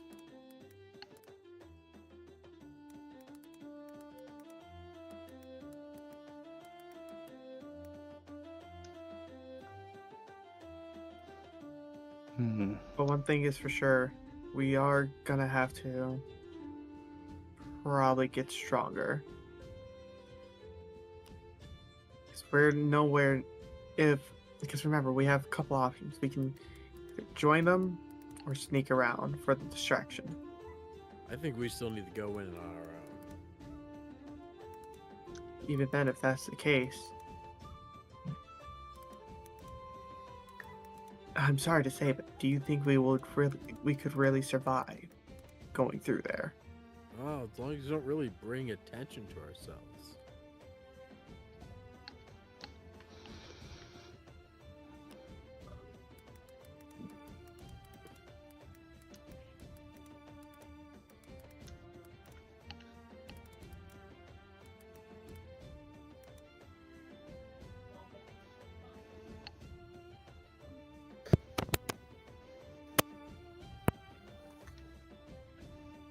So I have updated your current notes. Yay! Thank you, Josh. If I'm missing anything, please let me know.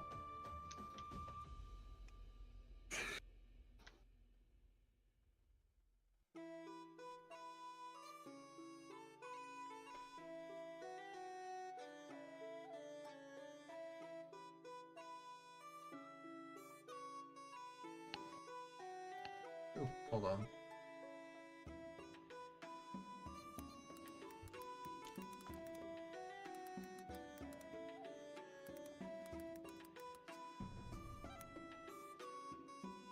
There we go. Yeah, that looks about good to me. Yeah. I guess our next option is Tulone.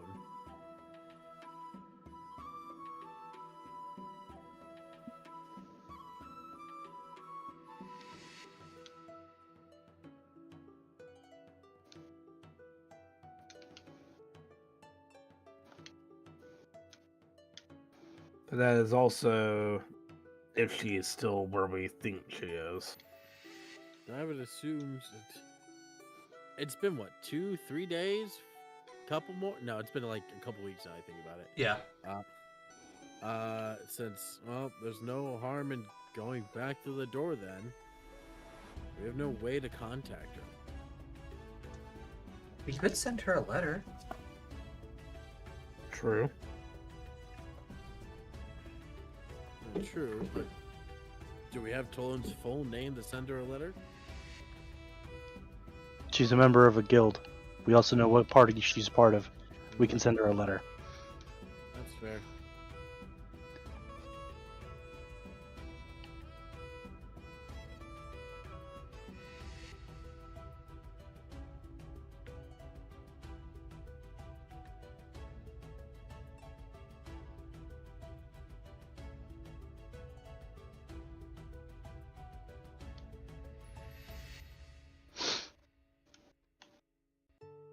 What's the verdict? Somebody is gonna head down to the guild hall to write to Lone a letter.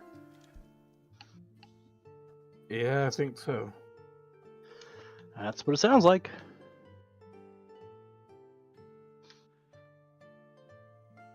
And what is this letter going to consist of? Just information saying, hey, it's Alone. I know you don't like us, but hey, we got some info for you that you might need to hear. Kind Pretty of. much. Pretty much. Pretty much. Pretty much nail on the head right there.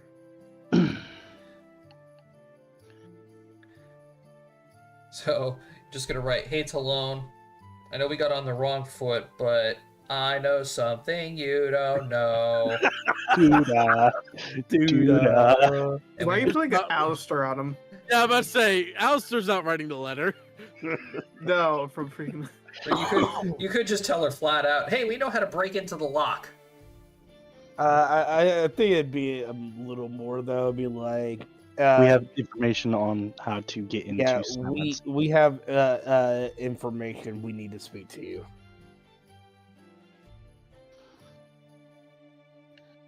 Now, are we just going to wait for her response, or are we going to tell her where to meet us?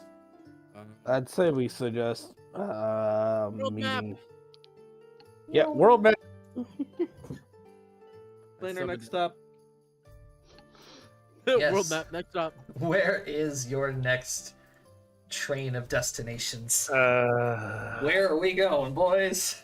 All right, Where so are we this gets dropping? us in- Okay, so this X of memory serves gets us into the city, right? Correct. This one This is one just- this one is into the city. This one is into the city. This one is into the castle. Okay, so this gets us past Castle Guard. Yes. Okay, so I hate the fact I'm about to suggest this. We can meet in Myra.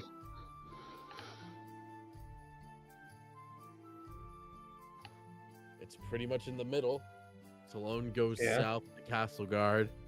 We go straight over the Goldfinch, Gold Drift, and across the lake. What's wrong with Myra? Nothing's wrong with it. Bluff sets motive. Oh boy. My +0. Oh boy. Tracks. Well, Tracks. I definitely know you're lying. Xavier's a good friend. That's all I'm saying.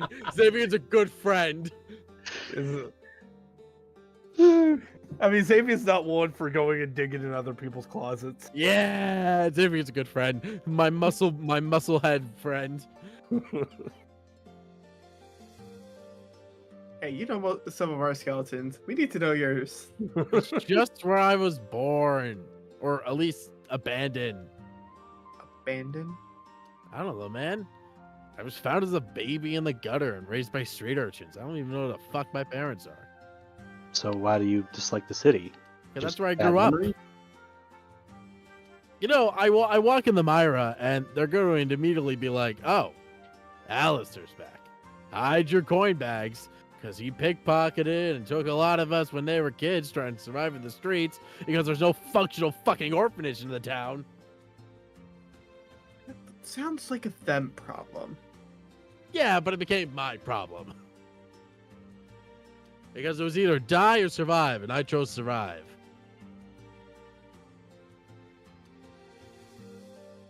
No one can fault you for that. Yep. Except So- for assholes. Yeah. Well, I'd still curse you if you stole my coin bag, but hey. I don't do that anymore. Unless we're desperate. Clearly, because we need it. Yeah, clearly you don't do it anymore because we're too busy robbing graves. And being They broke. ain't using it. They dead. Hey, And robbing the graves ended up being a benefit for us. Thank you very much. let's look at it this way. At least he's robbing from the dead, not the living. I got some morals.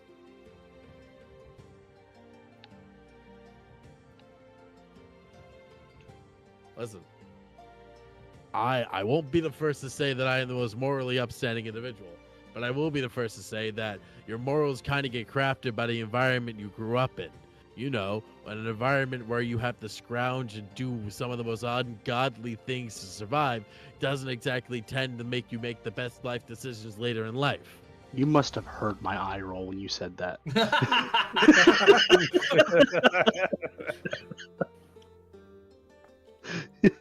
Just Uh, So if we go down straight from Ebon Keep, we'll go to Varda, we'll take a boat over the Deep Hold, and we'll meet Talon and Myra. I have no objections to this. Neither do I. sounds good to me.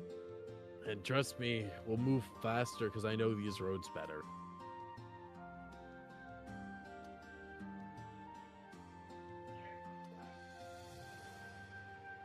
Well, it sounds like we got a destination set. We're going through here. Boat. Myra. Yep. We'll And meet while her we in the- wait, We'll meet her. Tell her we'll meet her in the. Gonna think of a really dumb bar name. 1 second here, Josh. Mm, We're gonna meet her in the Stag and Hare Inn.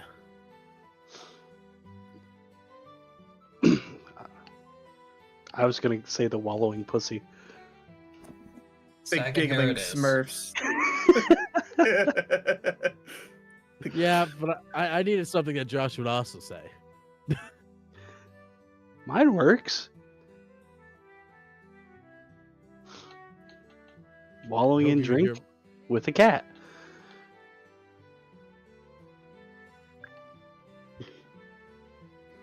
It's just a bar with cats in it. It's a cat bar. Oh my god, it's a cat cafe. yeah. Bruh. Josh, you're allowed to use that.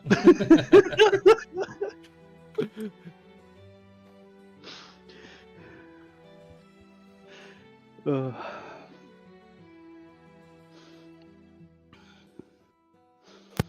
That's our travel plans. Now, if you excuse me, he's gonna just keep drinking the wine.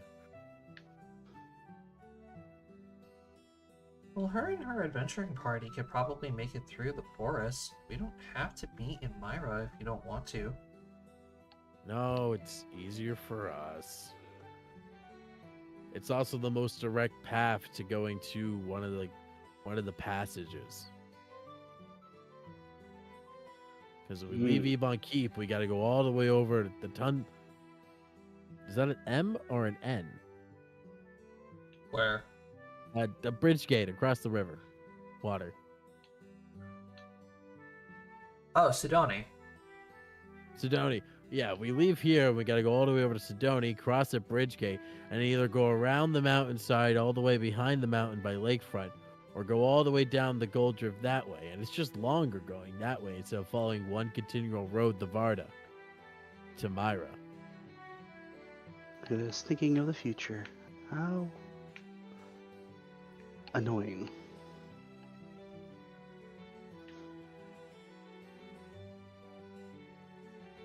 It's a more direct path.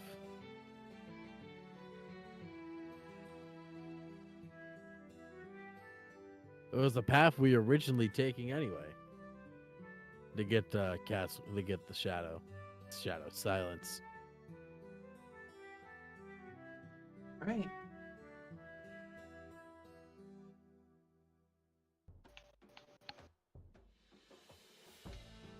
In that case, then let's get some rest. We'll head out first thing in the morning. Yep.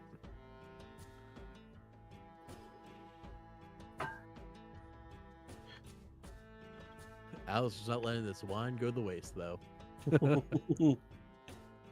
Xavier just like reaches over you, dips the mug in. That's a spirit.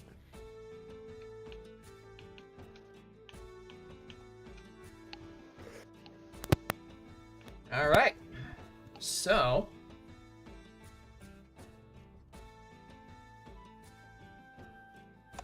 I need everyone to make me, everybody who was drinking, make me fortitude saves. Oh boy. I bought good wine. Ah, fuck. Always me. Why do I ever drink? You know, I'm not the only one. I'm not the only one. You fancy respect people that. don't know how to drink. I don't usually drink wine. I just drink whatever's handed to me. Booze is booze. Exactly. I'm a noble. I don't usually drink wine. You're a dwarf noble. We do ale. Exactly. I'm not some prissy little elf. Oh, I'll look give at you a that. berry Another juice. step in racism. Oops. I dipped my toes in racism again. Exactly. Okay, so let's go ahead and change the music a little bit here. For the stream, at least. On the road again. Nope, not on the road again. You guys are going to be abruptly awoken. Oh boy. Fuck. It's Stallone. Oh, you know who it is? It's the creepy ladies we saw coming down the mountain. Oh boy. It's the fucking dragon that was resurrected. You guys are therefore awoken very, very early in the day. 8, Ragnar.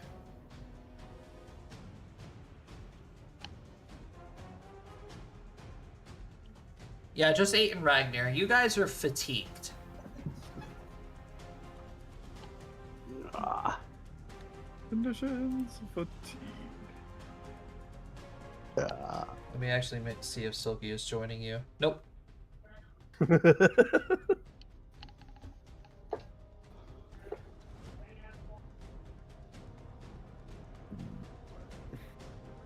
Ah, shit.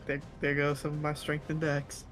Yep, so you The guys are peasant- now fatigued as you guys awaken to the sounds of horns blaring throughout the valley. Oh, God. What the fuck? I immediately like go out to the window, stick my Yeah. head out, like, what the fuck? Same. 8 sitting there, like, trying to cover her head with a pillow, like, too Hey, loud. get the fuck up and pack up his shit.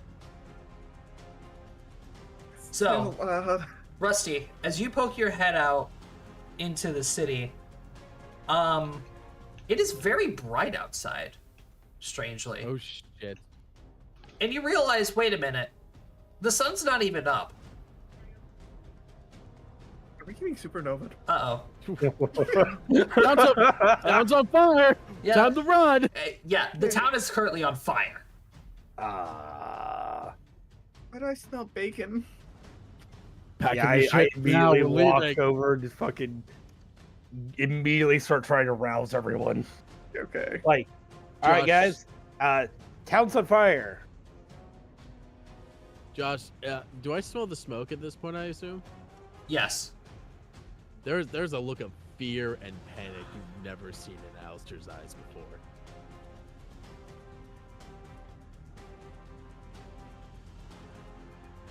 All right. So as you guys are like stumbling to, gather all of your stuff, you're donning your armor and such. The air is suddenly pierced with the roar of a monster that you guys have never heard as loud as this before, as it just echoes throughout the entire valley. Oh boy. We're I wonder leaving. who's back. I think we fucked up. I would think they would keep him on a leash. So, you guys leave the inn that you're staying in. And like I said, the town is currently on fire. And people are frantically running all over the place trying to seek shelter or refuge from this attack.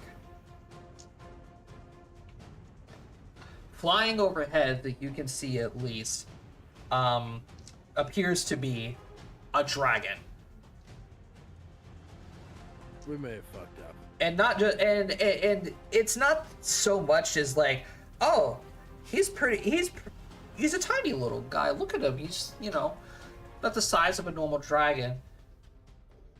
And then as you guys are, following a crowd of people that are just rushing through the city, you look up and the dragon starts diving back towards the city. And he just keeps falling and falling and falling and getting bigger, bigger, and bigger. We're running, man. That's a big dragon.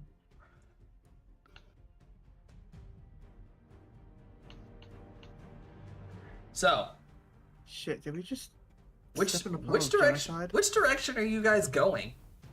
Fucking the way out of town, the way we're supposed to be heading. Yeah. Roll, Josh.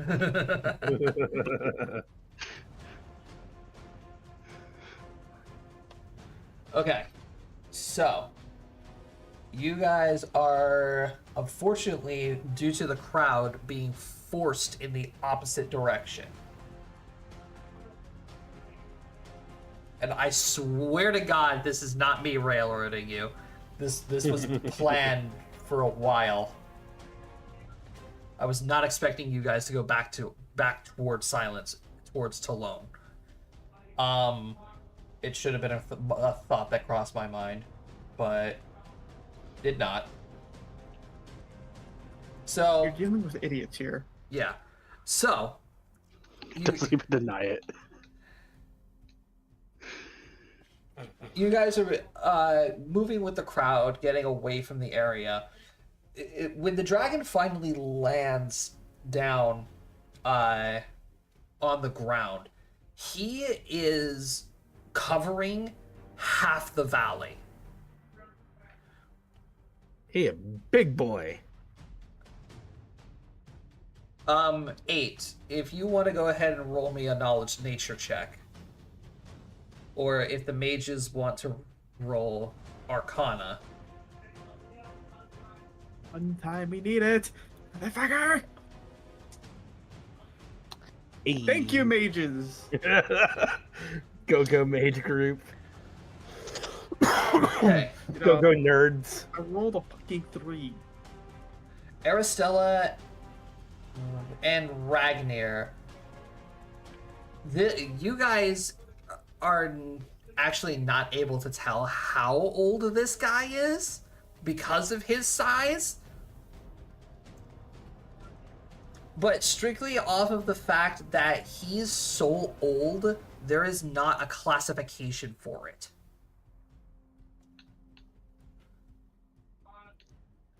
This is the biggest dragon that you have ever seen or know the existence of. We fucked up. We fucked up. Are the other dragons like around here trying to stop him? Well, roll me perceptions.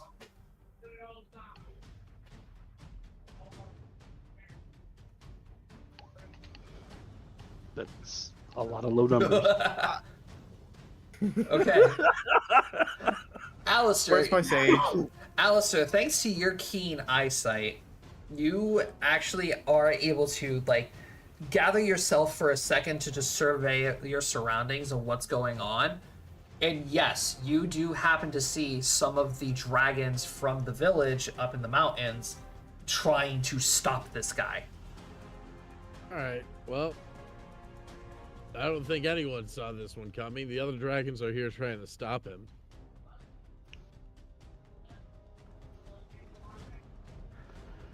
Should we stay or should we go? Go. We have no power in this situation. There's nothing we can do here. It's our fault, though. It is, yes, it is absolutely our fault. But at the same time, it has always been our fault, because the only reason this guy is mad is because his kin was hunted to near extinction so long ago.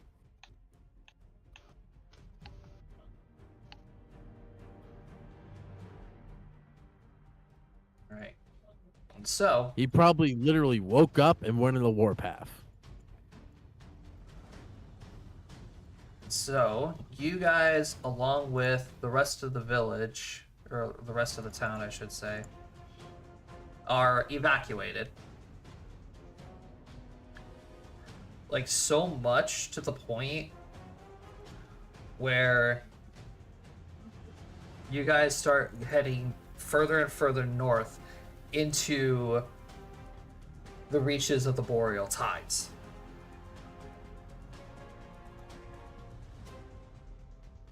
I don't think our message was ever sent. Just saying. Yeah. Fuck. Guess now we need to get to another city with a guild hall so we can send a letter to Talone. So, for 3 days straight, you guys run. Along with a lot of the civilians that lived in Ebon Keep.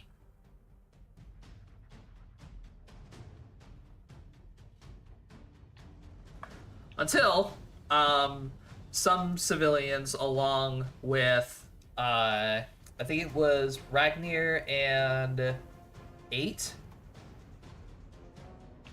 Yes, Ragnar and 8. You guys, along with a couple of civilians, collapsed from exhaustion. Nice.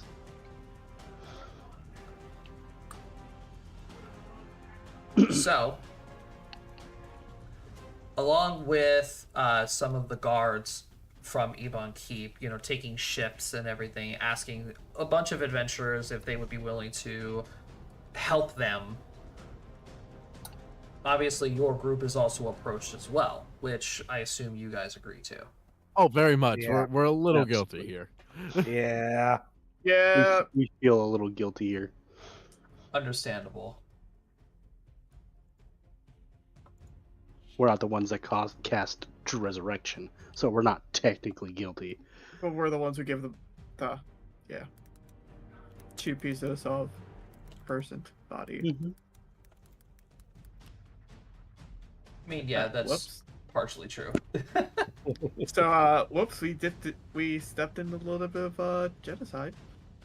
Listen, we're not the ones who thought we should resurrect the guy who's known as The destroyer blah, of blah, all blah, blah, things. blah, the destroyer. We're like, here are the dead remains of your fallen brethren. Please take care of them properly. And Because it's not like we speak Draconic, so we didn't know what the hell it was.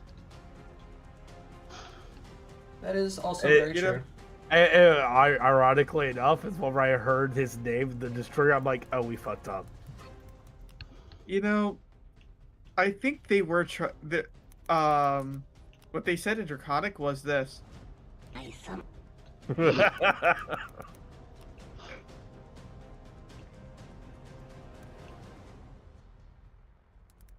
Straight up icing.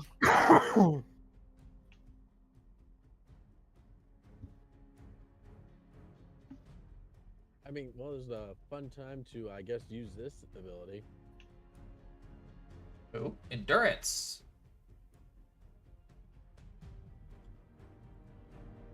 which just means I can't get exhausted from a forced march, basically. Mm-hmm. Then Silky is, of course, going to be using her new communal endure elements.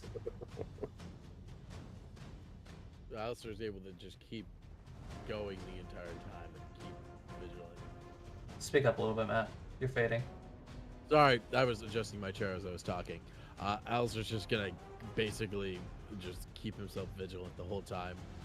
That's a background ability. Also, hey, guess what? No one can follow this horde of people. There's no trail. Nice. That's true. That's terrifying. It really is. Ah, yes. Let's send the army a certain way. Hey, which way did they go? Oh, the How did you lose this army? There must be one guy in there, like the 101 Dalmatians, with a pine bush and just going behind, sweeping the snow. All you see is Alistair with a cloak, like sweeping the dirt. Looks up, keeps sweeping. Just sweep slightly faster. Sweep. Okay, Nifty. Go. Okay. So, yes, you guys do help out the guards, and, everybody's, taking surveys and such, making sure that everybody's okay, while, standard refugee shit. Mm-hmm. There are some points in which, like, some forest monsters do come out, but there's literally the entire guard of an entire town, plus adventuring groups, protecting these people with 24/7 around-the-clock watch. There's no chance that anybody is going to get hurt. You don't get hurt if you leave the group. Correct. I'm just waiting for someone to fuck up in middle combat. It's like that one guy goes off to take a piss. Damn it, Dave! It's like, don't worry, guys. I'll be right back. I gotta take a piss real quick. Don't go alone. It's on my leg. Just the fucking dire Brady. bear out of nowhere. Don't go alone. Hey, that Have someone Direbear's hold our it for you. friend. Don't go alone. Have someone hold it for you.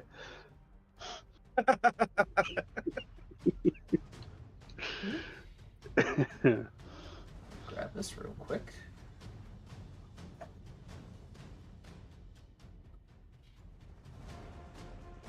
Okay, feels like always bring a bathroom buddy. Bring your residential druid friend to scare away stray bears. Or create contracts with them. I guess. I wonder how many. I wonder how those bears are doing. I know, right?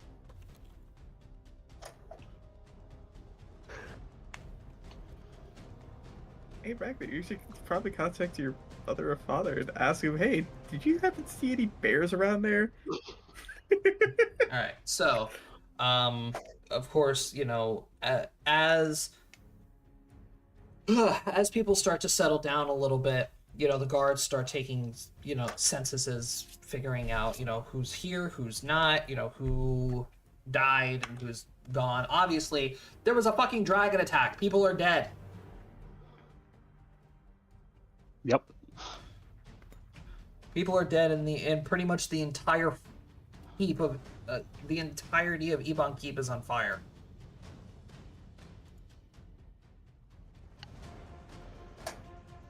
We fucked up. We accidentally destroyed a town. God damn it. Indirectly. Indirectly. This one really is like, we fucked up, yes, but at the same time, we're not the idiots who thought to resurrect him. So, on the fourth day, it's at this point you guys start making your way to Hernish, which is the lakeside town right here in the north. Obviously, the area around you has shifted greatly. A lot more pine trees on the area. Snow covers the entirety of the ground, and has been ever since you came out of the valley where Iban Keep resides. As you guys are now fully in the boreal tides. Nifty. It's cold, and there's snow everywhere. Huh. Xavier's I'm not used to seeing this just snow. looking down like, what the fuck is this? The fuck? The fuck? There's white shit everywhere. And why is it making me cold? I have cold resist, so. No. What is this white fluffy powder that's all over the ground, and why are my shoes wet? Yes, you should pick some of it up and sniff it.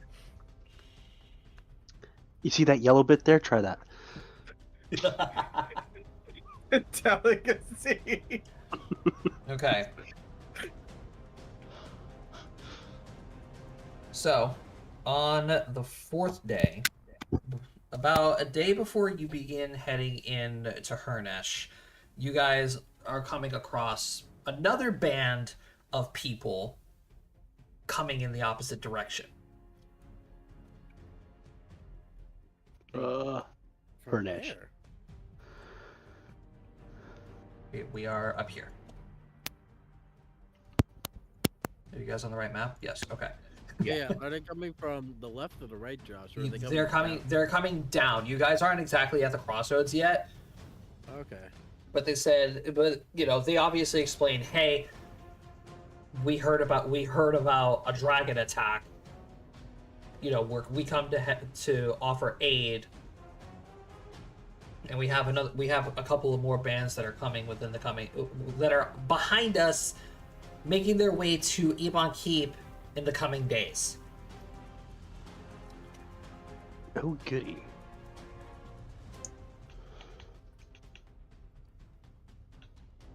So of course you guys are given extra food. You guys are given proper clothing that associates with the boreal tides from Hernesh, because a lot of the people are of course commoners. They don't have winter clothing, and being on the one side of Iban Keep, it's still warm. Christ.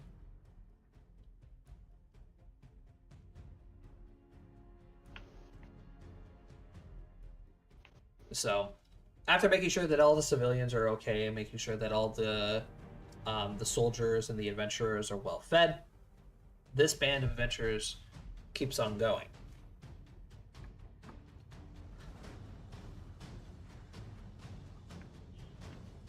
So, on the fifth day, you guys are going to come to the crossroads very early in the day.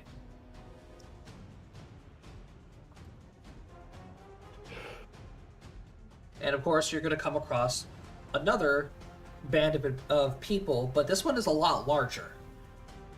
Most of them stop to assess the remains and the damage of what happened in Iban Keep for most of the civilians, asking the adventurers, asking you guys. But you guys also notice that some of the people that are in this large group are starting to walk eastward. Oh. I assume they're going the cult's love. So, if you guys don't mind making me perception rolls.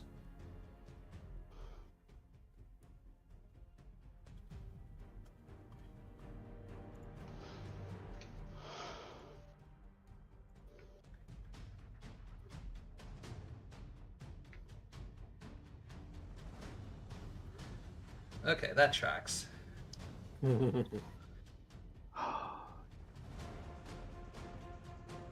So, 8 and Alistair. Among the people which you guys see moving eastward, assuming you're just observing them saying, oh, well, look at these guys, heading eastward and not going down to help Ivan Keep. Yeah, something like that. Somebody in particular catches your eye. Talone. Not Talone, but it's more or less a familiar sight. Eh? You've never seen these people before. This person before. However, their features are pretty similar to somebody that you already know. Oh, Ah. fuck. Found a sister. That's right. We were gonna go up north. Yeah, but she was over here. We did This is make a it a different- point that we were gonna stop there, though. This is a different one. I'm gonna like grab Silky and like point her head in that direction. Just grab her by the face and turn it. Literally, that's what Alice was Yeah, for. her neck just like. Who is this? She's just gonna look real close, and she's gonna say, "Wait a minute, no, that can't be right." Alistair picks up Silky, runs over. Chucks her like a football. This has answered the suspicion of she probably knows her. Yes. Let me cast. Yeet. I Nah, see a she's cat big- girl. Must be a sister. We have not met any that aren't related to Silky, I like to point out. Yeah, true.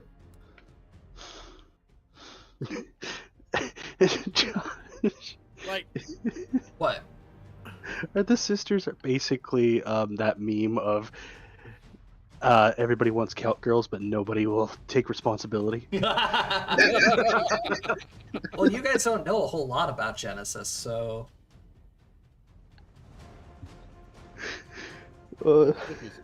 that's Silky's secret to keep until she's ready. well, Alistair, if you're actually pulling Silky towards this lady, she's immediately going to just stop you and says, "Wait, hold on." Alright. But this isn't like one of your sisters, is it? No, that definitely is one of my sisters. Then what's the issue? We found Piper. We found Vitali. We heard about, I can't remember her name right now, who's over near the Elven Kingdom. Diana. Thank you. Diana. I had to go grab my notes real quickly.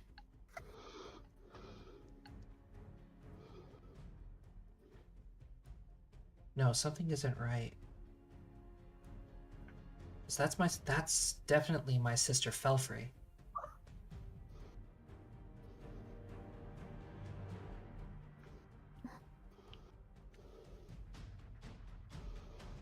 But remember, Piper told us to be careful around her. Oh. I did forget that, yes. Why, she's still working for the weirdo people who experimented on you guys? No, I don't think that's the case. Why is she up here, though?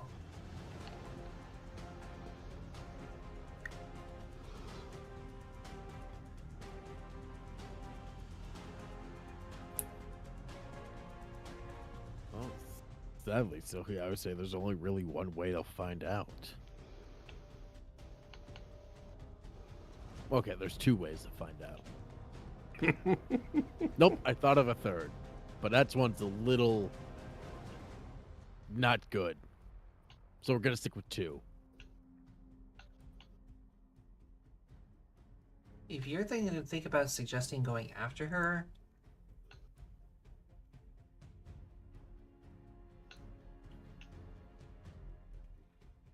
Well, my first thought was walking up and talking to her. My second thought was espionage. My third thought was capturing and torturing her, but then I realized you'd be against that thought, so I withdrew that one. why would you even think that? Because, you know, it's just the line of logic when you're just dealing with shady people. If you can't get the answers from talking, you tail them. If you can't get the answers from tailing them, you make them talk. You're dealing with an idiot. Are you okay? Physically, yes. Mentally, maybe. Emotionally, probably not. The answer's no. I just said probably. Let's just get back with the rest of the group. All right, We at we're least leaving. seen her. Noted. Don't approach that cat. Gives like a two thumbs up and walks away. Meow. Right, meow. I love this character so much.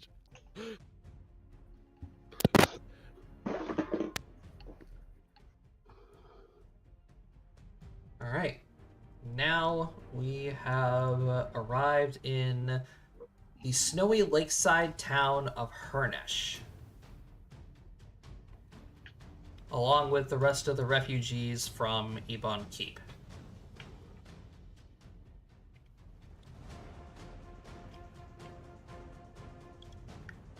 Y'all know what time it is? Time to make a camp city. Tent city. Whoop whoop. So, this place... The town of Hernesh is actually a pretty nice and quiet little town. Most of the houses in this city are made or town are made up of log cabins and little cottages to help shield away some of the cold from the north. Okay, YouTube, I appreciate the combat music now, but it is not necessary anymore. YouTube trying to tell us something.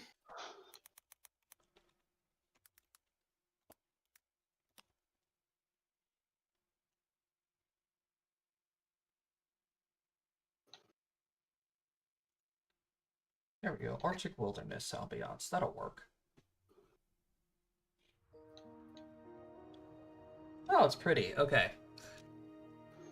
So, like I said, the town of Hernesh is comprised of mostly log cabins and cottages to help shelter away the harsh cold of the boreal tides. The town is upon the edge of a large lake that leads to that has a river that exits it and leads to the seas of the north. This is probably one of the most popular towns on the eastern side or the western side of Dandelier, as per being a checkpoint town between Ebon Keep, Vadra, and Homeland. The lake up in this town is very popular for little fishing gatherings that the town hosts on, and alongside of the vast wilderness that surrounds it, filled with different creatures and monsters alike that house most of the food that is required to feed the citizens of the town. As crops have a difficult time growing here, there are special crops that are actually grown in the winter time, and of course are grown year-round here in Hernesh. The town, of course, is going to be a lot larger now that the refugees of Ebon Keep have arrived, and the townsfolk actually seem quite excited about this. Not so much as for, the destruction of the people's town, and I was gonna say for- they're happy. not so much as for the destruction of Ebon Keep, but it mostly because that they are more than happy to provide shelter and a place of refuge for the citizens, along giving them bits of entertainment because the cold is very bothersome. When someone's down, it's better to approach with a smile.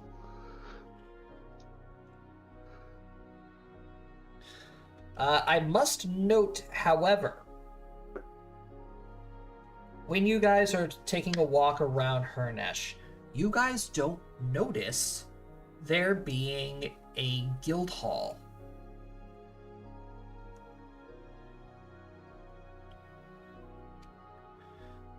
taverns and, inns are all over the place. Little cottages and large log cabins and such, but no guild hall. Well, that's unfortunate.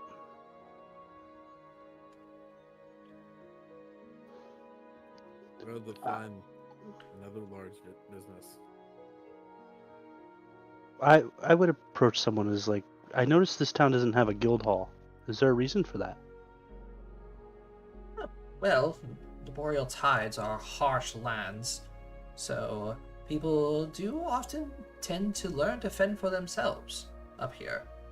Adventurers hardly ever pass Ebon Keep in fear of the dragons, but the other ways of getting to Harnesh or wanting to head into Kolstov is either through Ebon Keep or you take the longer path through Thaldrog and Mardek, and then they pass through here.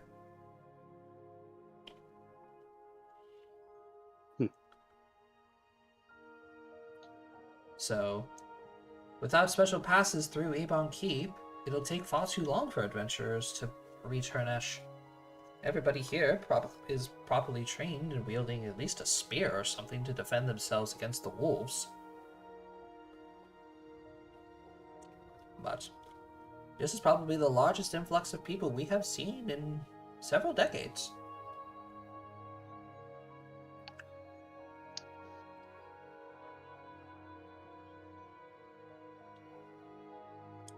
Do you have a courier, perchance?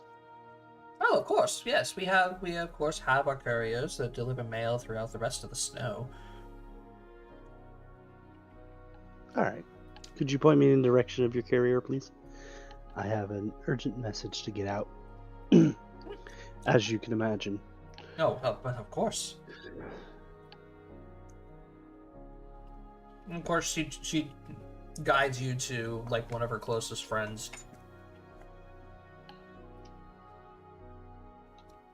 And of course, it's like Alaskan mail. Dogs, a giant sled, Well, this is going to take forever. fastest means of travel.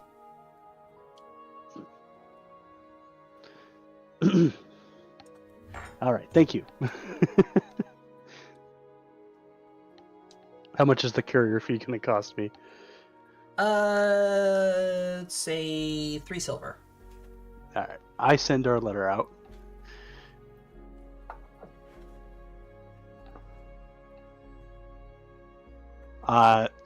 Well, hold on.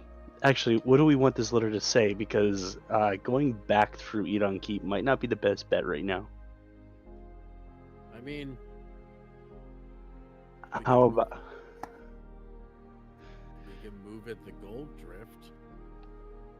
We gotta take Bridgegate at this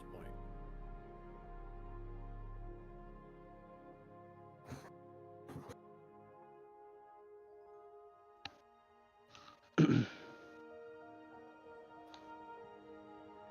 How long of a trip will this be? Doing some rough estimates and some good math. How long of a trip would this be?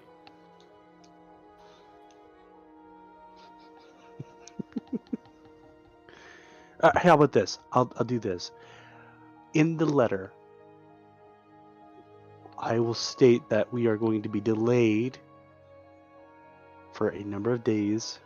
I give a number for future us, so we can deviate how long it's going to take later on. Remember that, future us. It's really not that important as long as she knows that we're not going to be there until such and such date. From Harnesh. So here, let me go ahead and completely remap your Route. route here.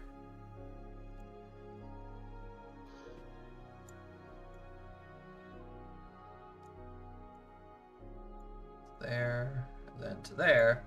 That would be a month. Honestly, that's not too bad.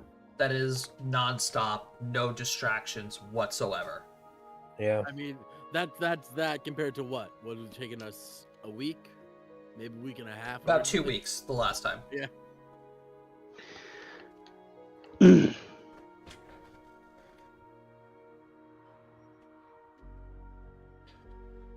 Okay, so basically, what we could do is say we're about a month out.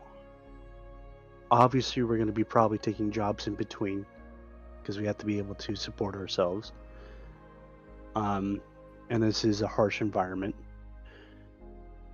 Then tell her our route and that we seek to speak to her. By the end of such and such date, we'll be in the city. Sound good? Sounds good to me. That gives her the ability to either A, hunt us down, or B, send us a message all on our round, or C, go to the city and wait for us. It gives Probably just her chill. decision.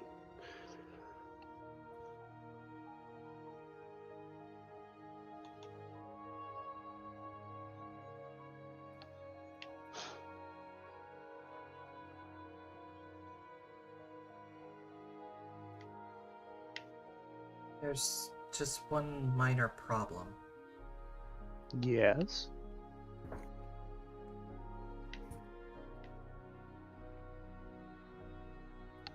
Alistair and I saw one of my sisters. And why would that be a problem?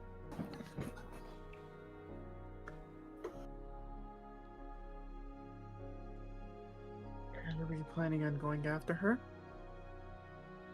Currently, no. I'll let Silky explain. Remember how the Piper was telling us that we should be careful around one of my sisters, Felfrey? Yeah. She was the one that I saw. But it just strikes me as curious because there's no reason for her to be up here. This far north.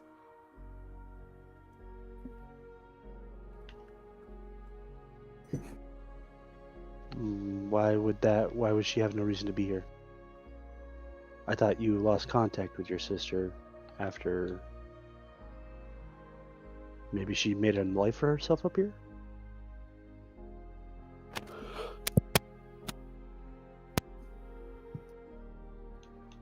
You guys are gonna notice that Silky looks a little uncomfortable.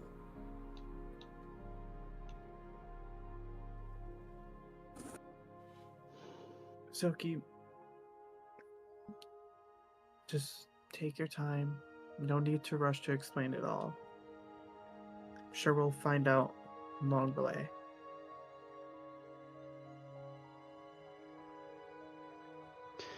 The question then comes to, what do you want to do about your sister? Do you want to avoid her? Or do you want to understand what she's doing? We will follow you with whatever decision you choose.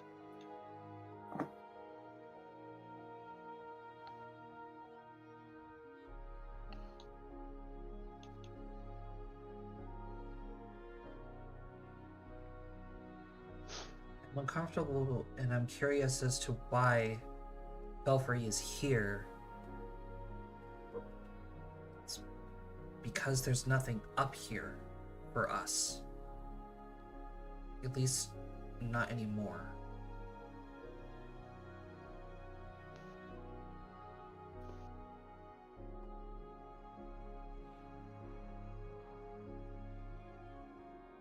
Okay.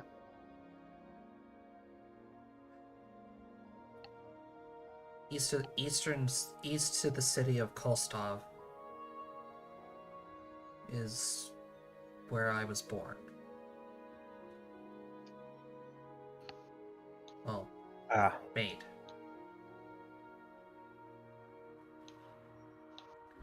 She's gonna pull out the map open it up, and she's going to point specifically to this section right here.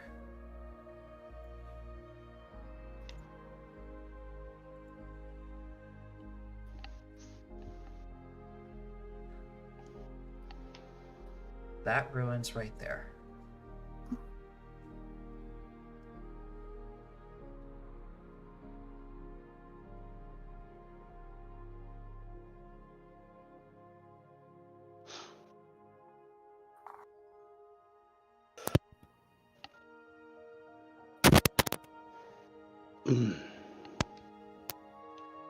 We have important information that needs to get to Talon.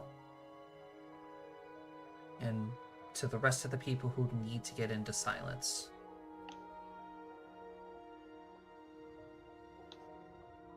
Which I agree with, we need to go.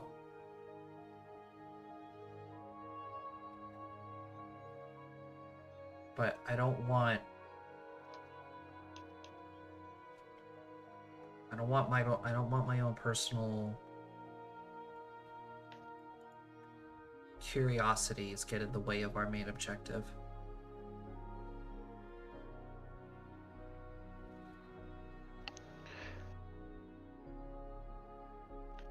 Our objective is not something that can be rushed.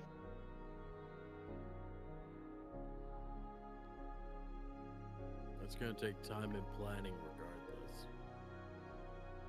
It is And- true that we have information that they can use, but they're going to be stuck waiting no matter what. Even if they do get this information, they might not act upon it because of how dangerous it is.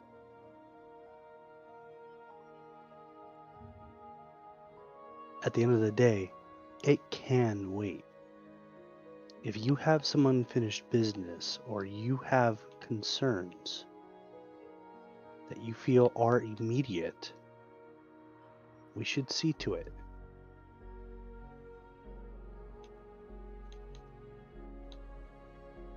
I agree with Ragnar. We are Nothing's more here to help important- you, Silky. Nothing's more important than family. We ain't gonna break silence in a day. It's gonna have to be a long, complicated process. We're already here. It's what, 2-3 days out of the way? It's not bad.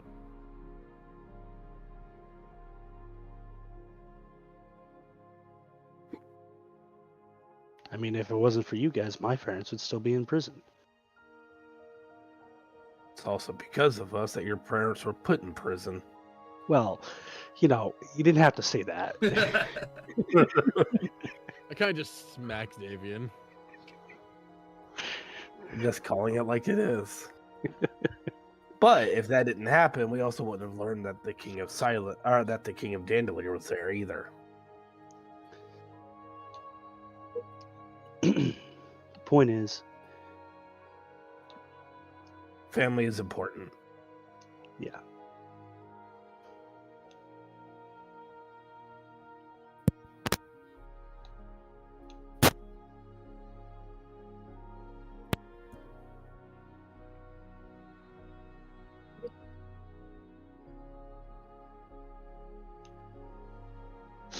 So what you wanna do? What you wanna do? Do. Do da do. Ba-da-da-do.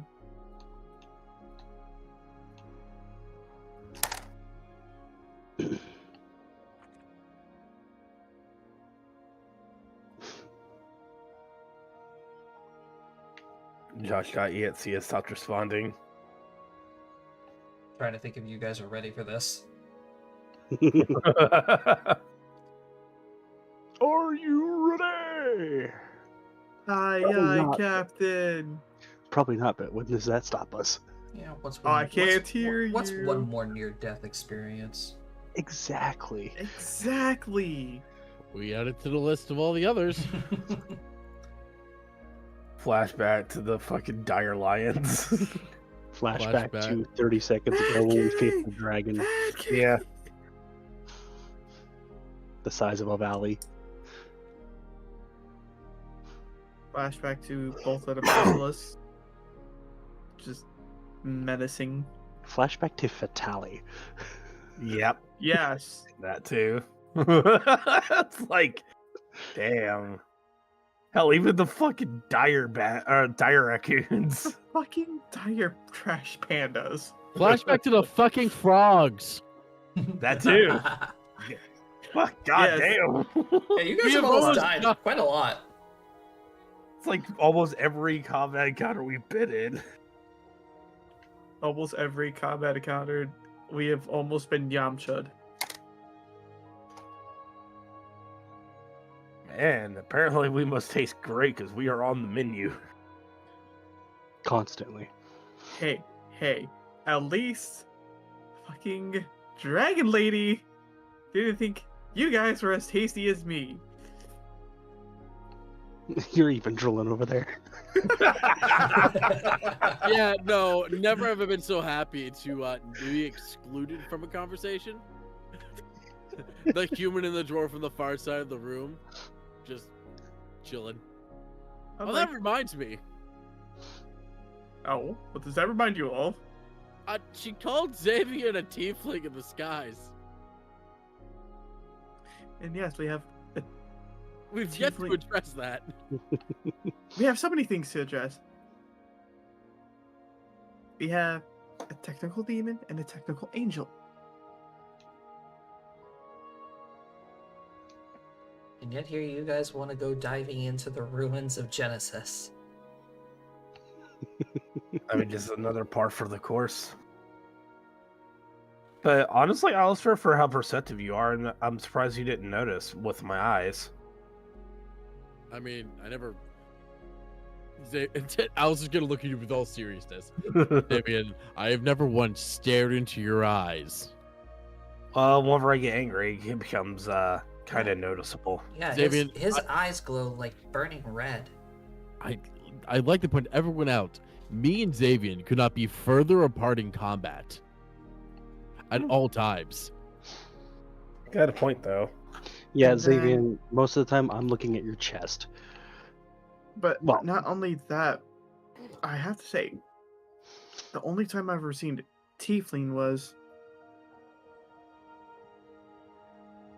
back in Dandelion. I'm not a normal tiefling as well. And he's gonna lift up his sleeves a little bit, showing the scales on his arms. Or you're like half tiefling? My mother was an elf. This is just getting more confusing. So you're a hybrid. Yes. A telf? An eefling? No, Jimmy. Stepping into racism. Wow, that shit's everywhere. Holy crap. Be waited in this thick shit today. Alright, everybody, tune into next week on our freaking session 18. we go to counseling and like learn about our racist past. Oh shit. I'm honestly I'm debating. I'm like, do we deal with the silent stuff or because Genesis is right there, but at the same time, if we're not properly prepared for Genesis, it's gonna fucking bite us in the ass. No matter which way we go. Yeah. Yeah. We're not properly prepared for either. Then what are we supposed to do? Dive straight in head first, like we've been doing. Yeah, just pick something and just both feet in. Just go. All right. Whatever we've been doing so far has been working. Not only that, we need the Quotation experience. mark. Working. Yeah, we're gonna put some hard quotation marks around that. Everyone, look. Either way, if we don't do anything to better ourselves, we're not gonna get anywhere. So, All right, then let's go to Let's just- Genesis. I am Pick gonna a route. I am gonna warn you guys though. You're not gonna like what you're gonna see if anything is even still there. Well, there's only one way to find out, isn't there, Silky?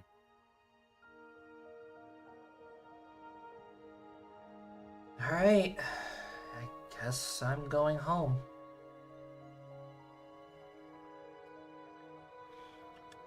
And that, ladies and gentlemen, is where we will end tonight's session. Dun dun dun. Woo!